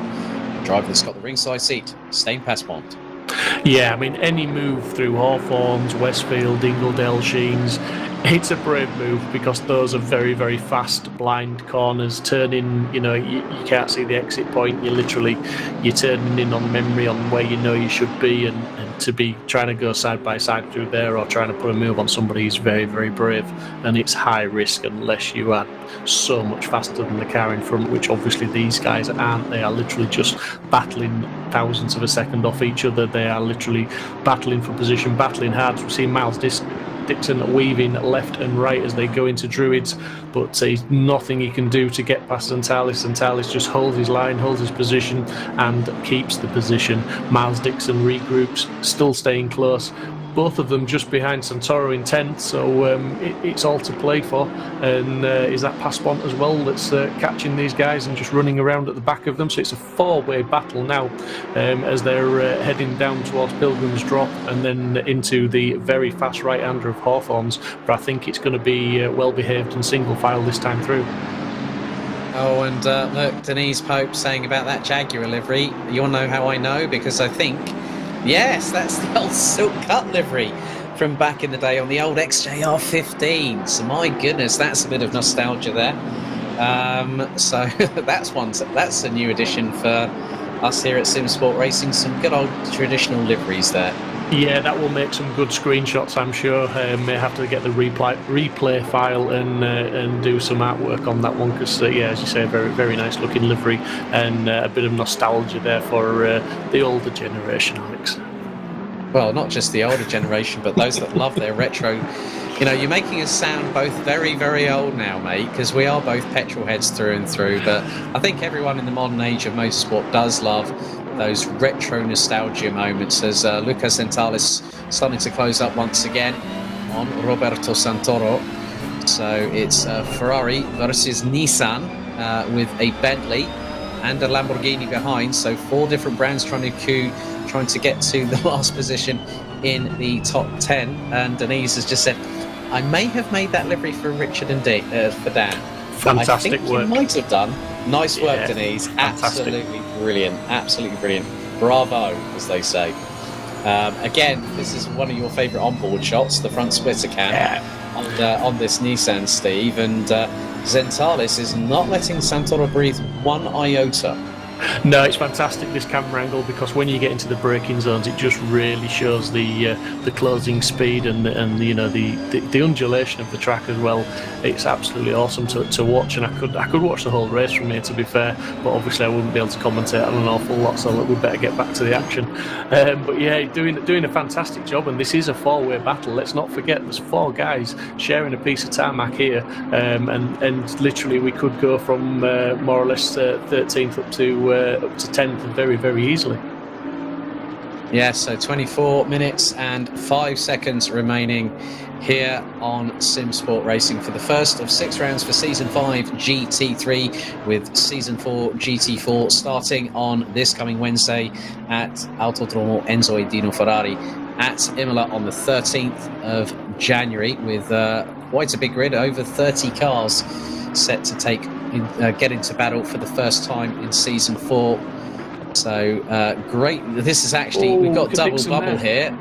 Yeah, we got double bubble here. We got the front splitter cam and the roof cam on Zentales' Nissan GTR Nismo GT3. So yeah, my eyes are firmly on Dixon at the moment because he's the man that's trying to make all the moves. He was really, really close there as they came through Surtees. And again, he's gonna. Oh, you can't do that, Miles. Yes, you can. He's doing it. He's done it. If he holds that and the back marker for good measure.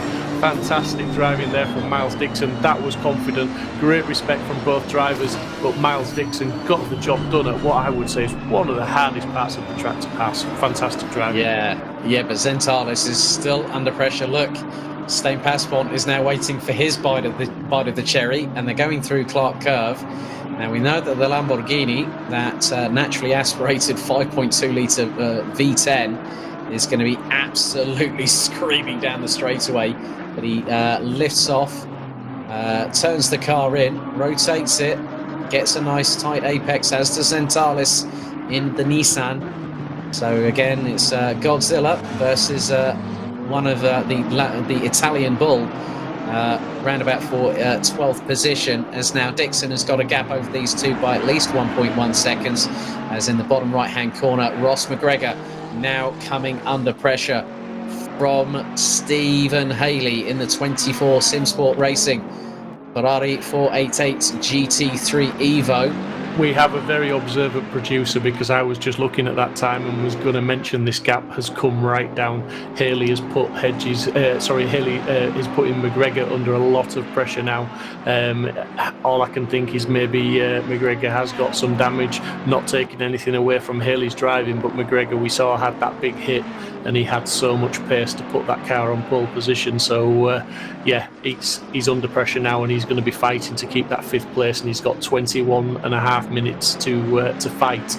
So this could be an interesting battle, because we know how hard Haley will push. Do you want a recreation of this battle as well? Let's go to Simon Crane and Yannick Muller. The gap between them is now down to under half a second, and that is for the overall lead. Muller took over half a second in the last lap. We have got a yellow flag out briefly, which was, very shortly. But look, there is the gap in the bottom right-hand corner of your screens, as we are on board with Stephen Haley, chasing down the Simply Race Zancho car of Ross McGregor in the number 15 Bentley. So it is Bentley versus Ferrari for the lead, and also Bentley versus Ferrari for 5th place. We still just have just over 20 minutes still remaining. I'm on tenterhooks, Steve. It's absolutely incredible how quick this race has gone. Yeah, McGregor was just showing Haley there that he's not going to make it easy for them as they came through Pilgrim's Drop into Hawthorns. He just parked it in the middle of the track, and there was nowhere for Haley to go. We can see the Ferrari, it appears to be quicker than McGregor, although now they're onto the start-finish straight. That Bentley is stretching its legs a little bit, but I expect Haley to start closing up again as they drop through Paddock and into Druids. I think Haley, as you can see there on the brakes, closing that gap down and trying to keep the pressure applied. It's going to be very, very frustrating for Haley if he can only really apply that pressure through this twisty stuff, because if he hasn't got the legs down the back straight into Pilgrim's Drop there, he's not going to get the move done. If he hasn't got the legs on the start-finish straight, he's not going to get the move done, and he's going to get very, very frustrated. All he can do at the moment, I think, is just keep the pressure on McGregor, keep piling the pressure on. But McGregor's not a driver that will crack under pressure. It has to be said, we've seen him put in some solid race performances at Simsport Racing. So we are into the final third of this 60-minute race. Battles still to be decided, wars still to be won.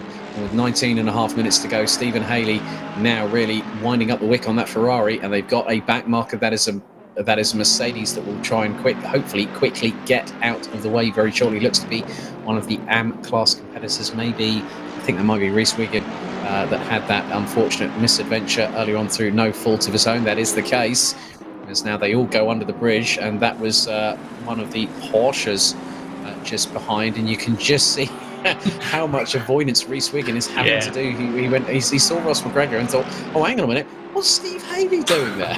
No, great awareness from Wiggin there, just to move out of the way, not one car but both cars. And you could see the final input into his steering. He wasn't fully aware there was two closing on him like that. So well done to Reese. But just quickly back to Denise regarding the livery.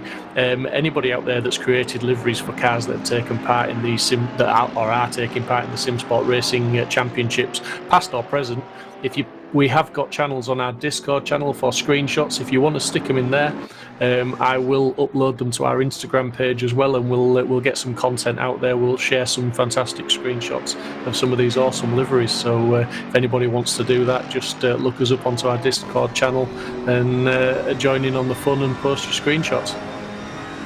Yes, well put there, Steve. So it's going to be a case of finding out in the next 18 minutes what's going to happen, because Simon Crane's still feeling the heat under the collar, and as they say, if you can't stand the heat, get out of the kitchen. It's just over 4 tenths between the number 53 Pulse Simsport Bentley and then the number 143 Ferrari,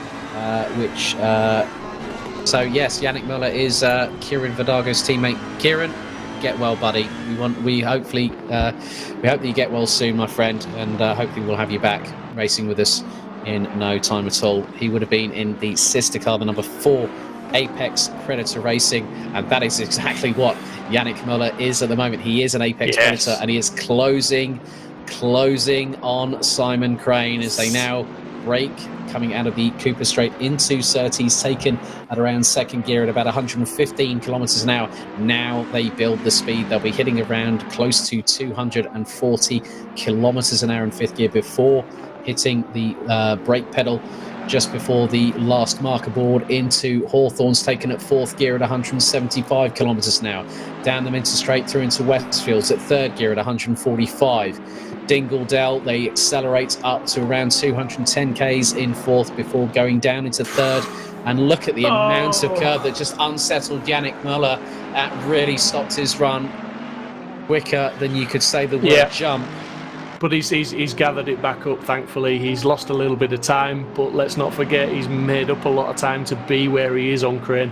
Crane has had so much of this race to himself that he's now under pressure, albeit he's got a little bit of a gap back now to Muller, but he's under pressure, no doubt about it. All Muller has to do now is just keep where he is, keep applying the pressure. They're coming up to the back markers. We don't want the back markers to play into it. We don't want them to cause an incident, and a back marker has caused an issue for Muller, and it's put Muller off the track. That is the end of his attack, unfortunately. That is devastating. That is awful to see. but it's just brought back Charlie Crossland in the battle for second position. Crossland was waiting, so Crossland wasn't that far behind.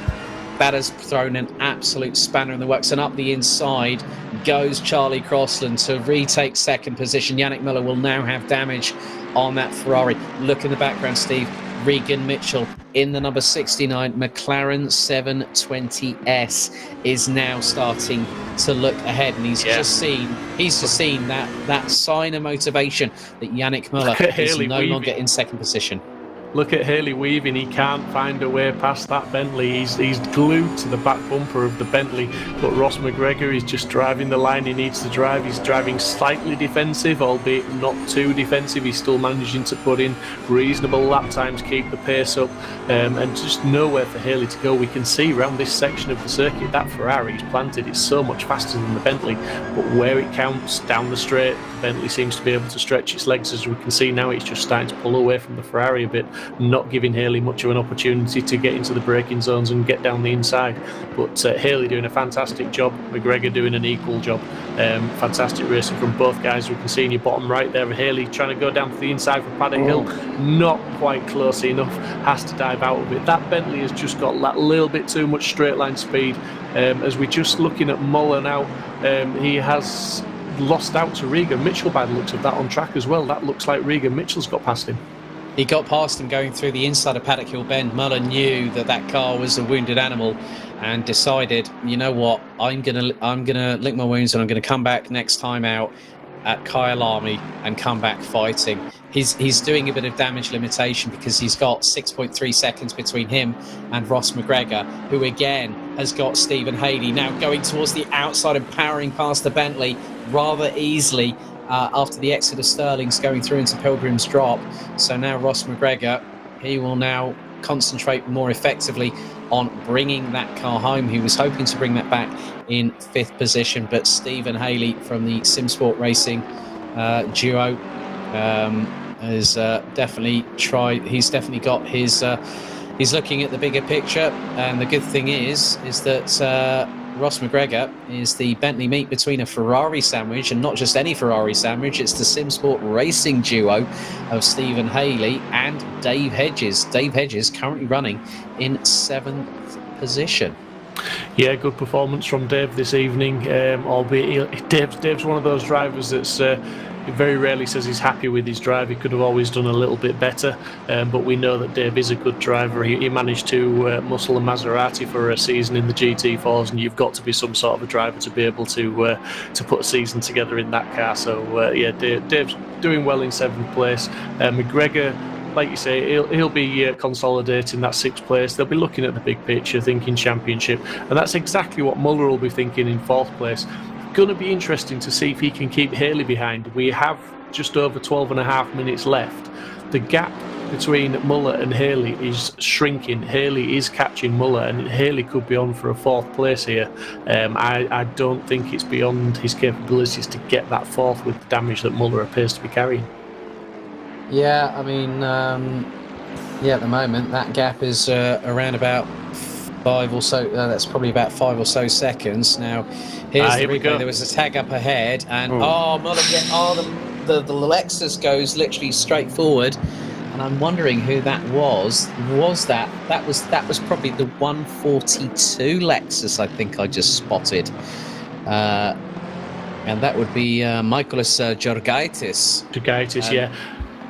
It's one of that's one of those incidents. It's very unfortunate that the car spun in front of the leaders, and the Lexus moved forward ever so slightly. But I think even if he hadn't moved forward, it looked like all the way Muller was going to hit him anyway, because it's pretty much, he was just there on the apex, and there wasn't much either driver could do about that. So really, really unfortunate. Sure, the stewards will look at it afterwards, but difficult one, that one, and I'm glad I won't be judging that one on my own. I'm so glad to hear that, Steve, because you'll be like thinking, right, how are we going to look at it this way? And, the stewarding panel, they do a fantastic job. It is an open public steward panel as well, so all the competitors can go into it and discuss everything quite amicably. Just seen on the chat that Dean Riley said, tap the brakes mid-corner to avoid the cars crashing in front, and that was obviously with Riley. That was with Stephen Haley and Aaron Martin. That was Aaron Martin Pilkington that came together, and they spun. And so Dean Riley was actually. Oh, you were spot on. Look, Muller gets banzaied up the inside. Avanti, Stephen Haley in his Ferrari. Now he gets 4th position.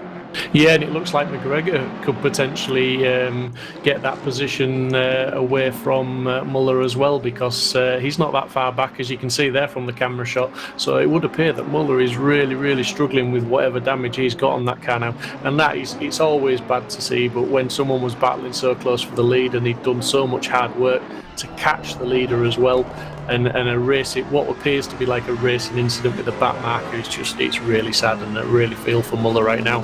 But he's got to put that behind him. He's got to try and get this car around the Ferrari around here as fast as he can, as consistently as he can for the last 10 minutes of this race, to bring home some strong points for what is a 6-round championship. He's got to think of the big picture, and it looks like McGregor's going to take him this time out down the straight into Pilgrim's Drop, and I think that's job done.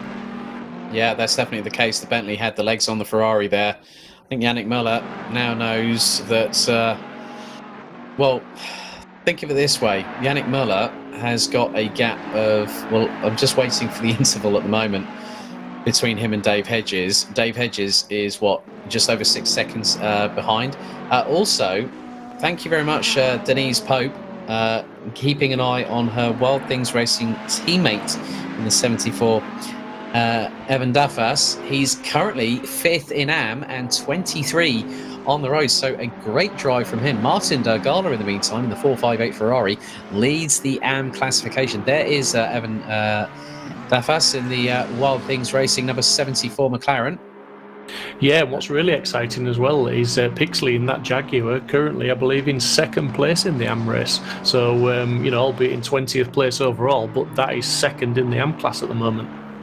Yeah, Mark Neusings just chimes in again and goes, had a good fight with Evan in the beginning. Well, that's really, really good to hear, because both Evan and Denise have been a welcome part of our community in both GT4 for a couple of seasons, and now making the move to GT3. It's really good to see that we here at Simsport Racing can help those people that have, you might have gotten the odd, you might have got a gaming PC for Christmas maybe, and you want to learn some skills on something like Assetto Corsa Competizione. Well, we here at Simsport Racing, the place to race, we can actually help you with that. So if you want to get involved, head to simsport-racing.com for further information. And you can find out about all the events that are taking place. You can also, if you're watching on YouTube, on our official Simsport Racing YouTube channel, you can hit the subscribe button. Why not hit the notification bell to get informed of every single event that's coming up, including our Season 4 GT4 season opener at Imola next Wednesday. And if you're liking this video, why not hit a thumbs up? That was a mouthful, Alex. Well done.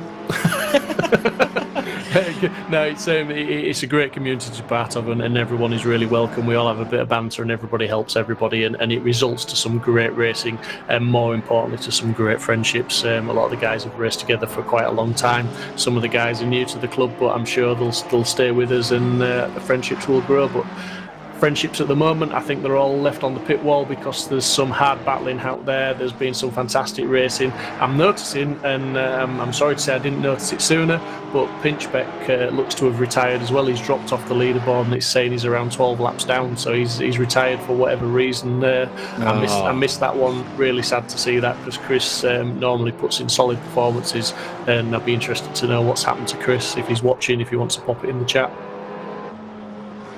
Yeah, CHS Racing, as always, giving their support wherever I see them, saying, "Mon the Bentley." They're cheering on Ross McGregor, who's now back up into 5th position on the road. He's 3.9 seconds behind Steve Haley, who is starting to pull away.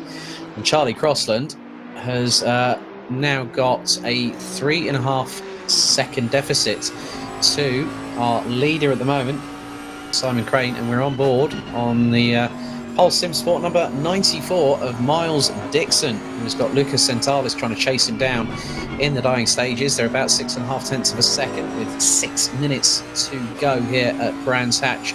So at the moment, I'll quickly run through as best I can the I'll go through the top 10 and the best as I can with regards to the top 4 through into pros. Dave Hedges, no, as I say that, Yannick Muller loses out to Dave Hedges. So Dixon rounds out the top 10, and he's being closed up by, so it's Crane, Crossland, Mitchell, Haley, McGregor, Hedges, Muller, Zipavicius, Santoro. Dixon getting defensive on Zentalis for the last position in the top 10, with Mikos Passport, Brandl and Martin Pilkington rounding out the top 15 as Zentalis looking up the inside rather sneakily, puts his nose in there, but Miles Dixon looks to try to get the inside line back into Graham Hill Bend. The Bentley will go for it. They do tangle, and Zentalis runs a little bit wide as a result of that ensuing contact up towards Surtees after negotiating their way through the Cooper Straight. Dixon sends it from absolutely nowhere, runs Zentalis a little bit wide, gives him enough racing room, but the Bentley is well and truly through.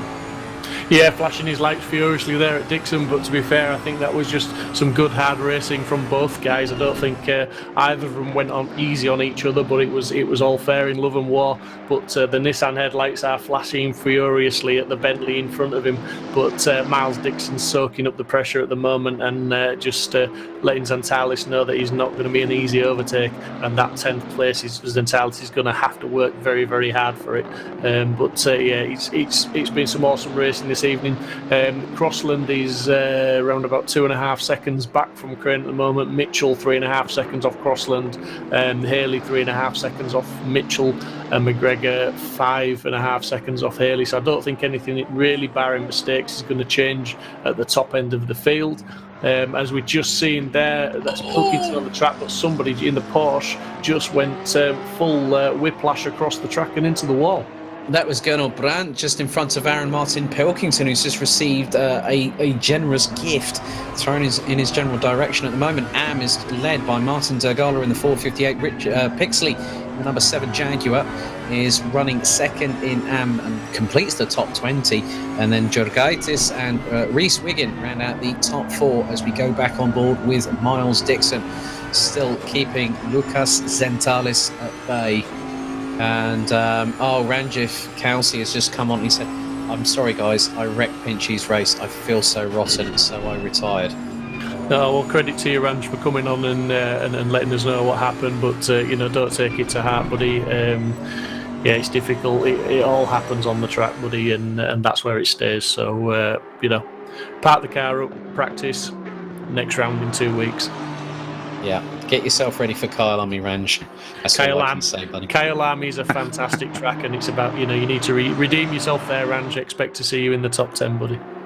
Yes, indeed. As we go back to Stain Passport in the 444 Lamborghini Huracan GT3 Evo, trying to close in on Mikos in the number 36 Aston Martin, the highest place Aston Martin. The Lamborghini's got a really good run. As on the top left, we go back on board with Lucas Zentalis in the Nissan, the 102, the sister car to... Oh, that's very, very close indeed. Right up the back bumper of the Pulse Simsport Bentley of Miles Dixon there going through Druids. My goodness me. That was very, very close indeed. That was mega close. That, you could tell from my reaction there. That was, I thought that was contact inevitable, but it did well. And you may say Zentalis judged that perfectly. I'm not quite sure he did, but he's got a hell of a run on the Bentley now, and he's getting alongside. Not sure whether he's. I think he's maybe scared Dixon into submission there, because it almost looked like Dixon lifted on the straight. Not quite sure what happened there, but it's given Zentalis 10th place. And in the chat, good evening to Dave Jones as well. Yeah, Stain Passport just got past the 36 Aston Martin after a little bit of headlight flashing there, Stain Passport. So Mikos now drops down into 13th. Charlie Crossland in the dying stages has got to within 1.4 seconds off of Simon Crane. Good evening to our good friend Cameron Fife, who I understand is going to be back for season 4 GT4, if memory serves me correctly, Steve? I believe he is, and we're looking forward to seeing him on the track. Another one of our young drivers that's always improving, puts lots of practice in, and I'm sure he won't mind me telling you he's managed to get himself a new track racer rig, so he's seated properly, shall we say, and he's ready to race. Ah, brilliant. No DIY solutions anymore. Great to hear that. Right, yeah, he's sold the deck chair, as Mike, our producer, just said. Sold the deck chair. Ah, dearie me.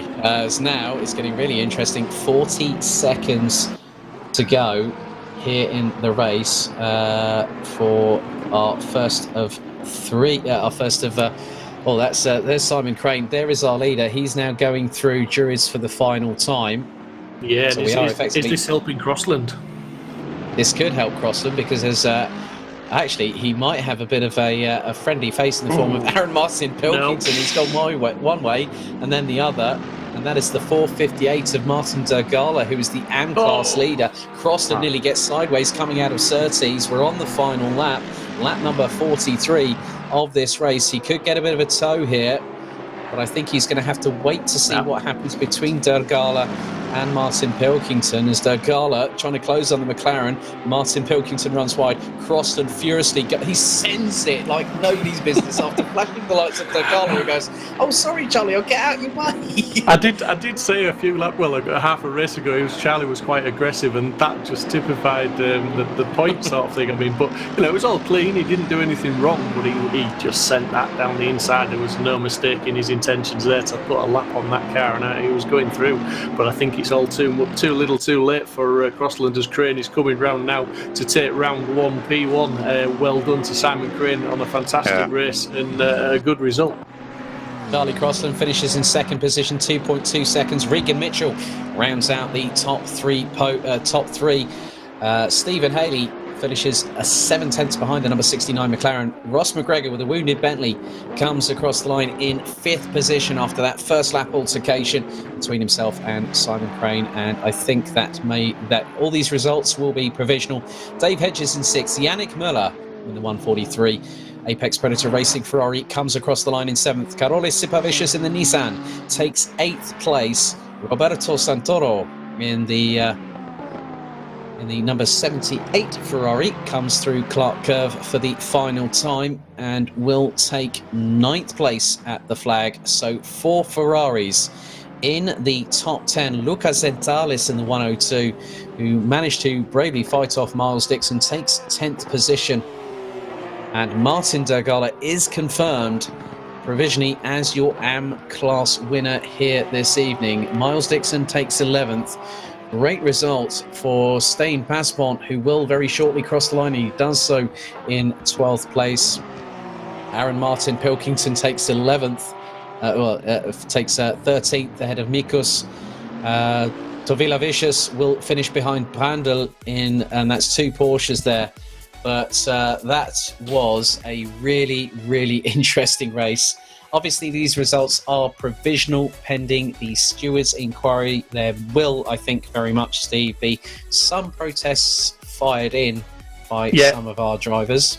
Yeah, definitely. As we say, we don't catch everything on camera. It's not possible, so I'm sure there'll be some protests. The drivers all have the right to protest at the end of the race. They'll fill a form in, the stewards will receive it, and as Alex said earlier, there'll be a stewards meeting tomorrow evening with a panel of stewards, and the drivers are welcome to join and listen to how the stewards reach their decisions.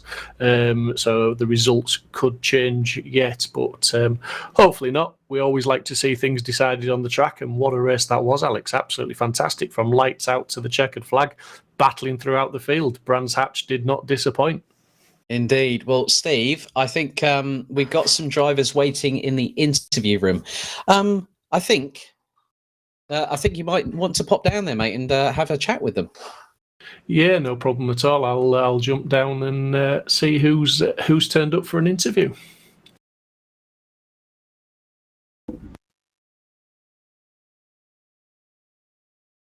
Yeah, I got that on the 7th lap. Chaps, Good evening. Good evening. So I'll go to Charlie if I can first. Second place, mate. Good result for the championship at the first round, but I'm maybe thinking you thought it could have been better if things had gone your way a little bit more. It could have gone my way a bit more. I had puncture after 7 laps, so I was just on the back foot after the whole race. So I let Muller free to chase down Thingy, and it ended up working.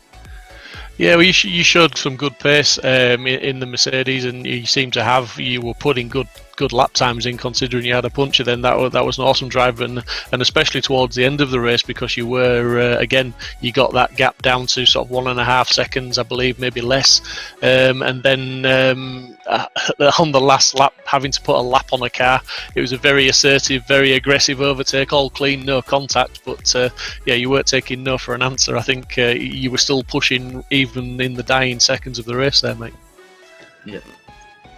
Well done, and solid championship points, and on to Kyalami for round 2. So you start practicing now and get that set up tune, buddy.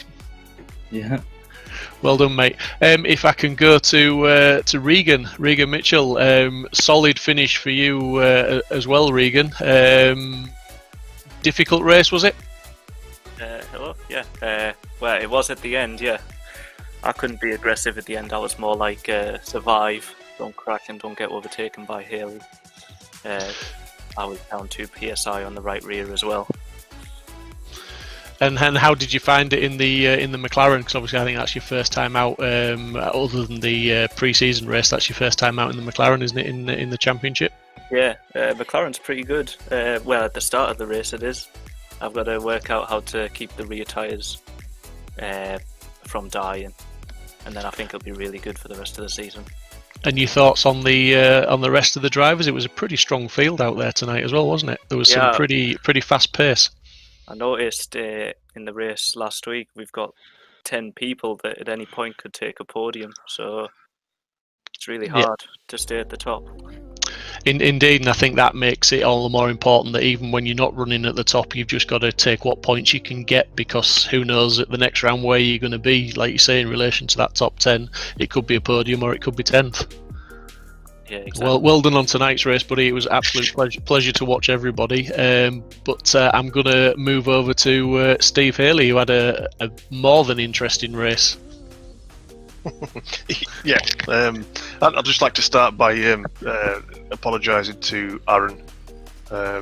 We had a bit of a coming together. I think Dingledale, I think it is. I can't remember what they call the corner, but yeah, I think maybe a little bit too ambitious there. Ambition overtook the talent, I think. I think as they say.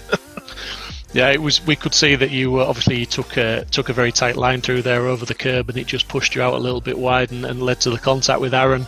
But from there, for both of you, it was about a sort of a damage limitation and a recovery drive. And unfortunately, Aaron had another incident a little bit later on in the race, but still managed to get a reasonable result in this race and a good finish. But you had a really good battle at one point with Mr. McGregor, another guy on a recovery drive. I'm not quite sure what happened when you got past him. It almost looked like he lifted a little bit and let you finish the move off. I'm not quite sure if he did, or whether you just managed to get that drive in the Ferrari and managed to just get the top end speed on him a little bit, because the Bentley looked mighty powerful on the at the top end. It was pretty good. I think the only kind of place I could perhaps even try and get him was getting a good drive up the hill. But yeah. Ross, I think he did lift and let me through. It was a good battle, and also my teammate as well, Davey, also kind of lifted and let us through. I don't know if he had any kind of issues or whatever, but yeah, I think another couple of laps, may have been able to go on the podium. But I mean, as Regan and Charlie had said. Pressure loss was a problem on the right rear. Also for me, just riding them curbs too hard and knocking the wind out of them. But I mean, the pace was good. The Ferrari was great the whole race through. Started to drop off a little bit at the pace, but I mean, it was great. It was a good race. Yeah, well done, buddy. And like I say, I mean, anybody taking part tonight, it was, there's some very quick guys out there. And as Regan said, 1 week you could be on the podium, the next week you might be struggling for 10th place. So it's all to play for, and every single point is valuable because it's only a short championship. It's 6 rounds. So well done on the race tonight, mate. Great battling and a good result. Thank you very much. Well, congratulations to the top 3. Yep, and I'm going to move to Ross McGregor now. I'm just going to. We've got Simon Crane in here, but I'm just going to keep him waiting for a little bit longer because I want to speak to Ross. Ross, you were just the fastest man out there in qualifying, all by the very smallest of margins, but it just didn't go your way in the opening laps. Do you want to just talk us through that sort of first part? Yeah, I'm never a good qualifier, so when I started pole, I thought, well, this is going to be good, isn't it? But it never really transpired. So first lap, me and Simon had a decent sort of getaway. We were basically side by side for the first half of the lap, and then just coming through towards, I'm not sure, just before Dingledale or Westfield. I don't know, it was like side by side contact, but whatever happened sent me stage left and into the barriers, and I was pretty lucky to rejoin only 11th or something like that. Yeah, I think you were 11th or 10th. So you were 10th when I caught up with you. So I think you're about right there. So it was a decent amount of damage, and from that point on, I thought that was the race kind of finished. It kind of was for me because I couldn't really have the same pace I had before. Although I don't know if I've got fastest lap or not. I think I set a 23.7 or something like that. But I'm not quite. I'd have to check on that, to be honest. But I mean, from your point of view, and we always say this, when guys get involved in incidents like that, it is really frustrating. But it's absolute 100% credit to anybody, like yourself, like Steve. When you have those incidents, it's head down and you keep going because it's about damage limitation. And to drag yourself back up to 5th place in this strength of field with damage on the car, it sets a good precedent for you for the rest of the championship. I mean, Kyalami. I mean, how do you think you'll fare there? I've never driven any laps at Kyalami in this game, so I've no idea. But I just want to add that I also had 2 right side punctures on the car from about 20 minutes onwards. So by the end of the race, I was like almost 1.5 to 2 seconds a lap slower than what I should have been. And the rear right was like 24 psi, so it was what I would call suboptimal. Yeah, well, I mean, that answers some questions for us because we were talking about tyre wear and we were saying, obviously the guys are going to be suffering from a little bit of tyre wear, although we didn't expect the tyres to wear out. But after around about 25-30 minutes, we could visibly see the lap times for everybody were coming down. So I'm thinking everybody was pretty much suffering the same issue of riding the curbs a little bit too hard. The track temperature was round about 23-22 degrees, so the colder temperatures of the track, they also, they don't help when you're riding the curbs quite hard. So that answers the questions for us in the commentary box then. But like I say, well done on the result this evening, and good luck for Kyalami because it is only a short championship, 6 rounds, so every single point counts, and you've done yourself justice tonight, Ross. Thank you very much. No problem. I'm going to move to Simon Crane, who at the moment has got his mic muted. So if you want to unmute your mic, Simon, and we can have a chat. Good evening, buddy. How are you? Yeah, you? Yeah, very well. I mean, that has to be said. Good, strong qualifying performance. Just couldn't quite put it on pole position by a couple of thousandths of a second, I believe. But it was good enough to get you on the front row. Yourself and Ross got a fantastic start. From where we saw it, there was a little bit of door rubbing, which Ross came off worse. But I'm not quite sure that anyone can apportion any blame anywhere. It just looked like side by side contact. And it looked like you were going to sort of run away with the race, but there were 2 or 3 points in the race where the guys behind you, Muller and Crossland, both managed to close the gap down and almost start to put some pressure on you, Simon. Yeah, qualifying I was quite surprised about. There's definitely a good result, I'd say, from where I was. I think towards the end I just missed the line by like a second, so I had another lap in there, which was 2/10 up, so I think I had a bit more time in qualifying, but I think it was good second place there. And then the race turn 1, I think me and Ross are basically side by side for most of the lap until that corner where we came together, unfortunately. But I think Robin's race in that corner is so tight, you trying to get around there 2 by 2 is kind of quite difficult. But unfortunately Ross had a bit of a crash. But Yeah, I think on the whole, to get that many cars around Brands Hatch on the opening few laps with as few incidents as there were, I think is testament to all the drivers on the grid. And as I said to Ross, credit to him for getting his car back up to 5th place and putting in a solid performance. But, top honours go to you this evening, Simon. Great result, soaked up the pressure when you had to. Muller got caught up with the back markers that spun at Druids, which put paid to his challenge on you, and at that point Charlie Crossland was too far back, although he did get within around about a second of you in the last few laps, but I think it was all too little too late. So well done on the podium, on the win this evening, and taking that forward to Kyalami. What are your chances there, buddy? I think it's one of our probably top tracks that we enjoy at Pulse, so we kind of run well around there, so hopefully we can get another top 3. But this championship's so tough and competition so good, you're trying to get consistent results is going to be difficult, but hopefully we can do that.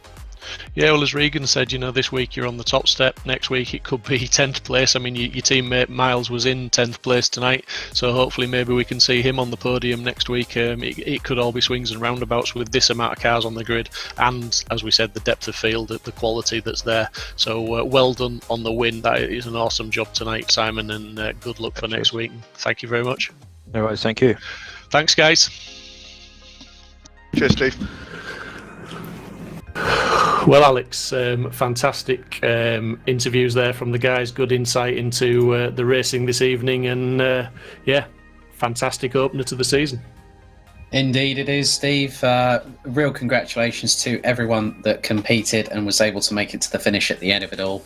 That really wraps it up here for Simsport Racing for the season opener. So in 2 weeks' time, we'll be heading to the Kyalami circuit in South Africa for 90 minutes on the 24th of January.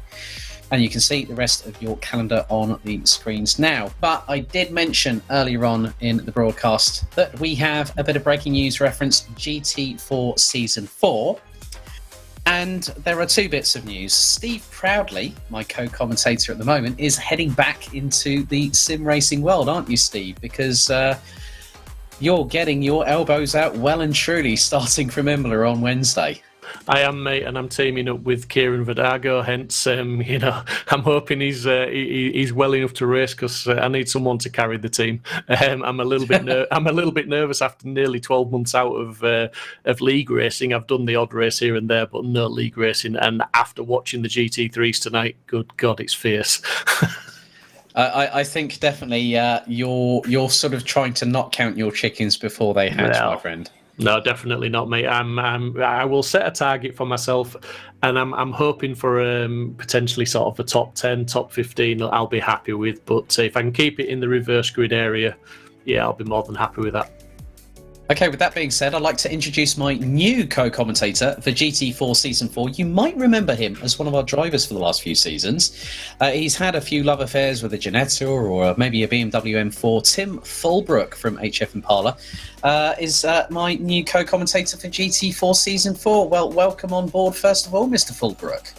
Hi, Alex. Yeah, thank you very much. I'm really excited to join the team, try and bring my experience from what is a frenetic and exciting championship, see if I can bring some of an inside look really onto what is a really exciting series, and see if I can help you guys explain the madness that's going out on track at the time.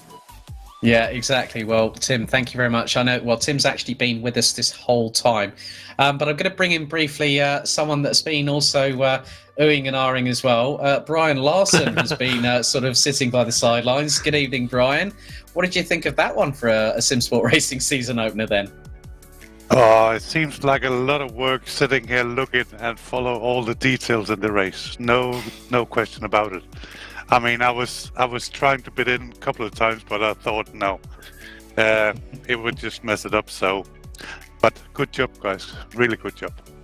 Oh, and it's been a pleasure having a chat with you before we went on air. So, big thank you to Tim Fulbrook and Brian Larson for joining us.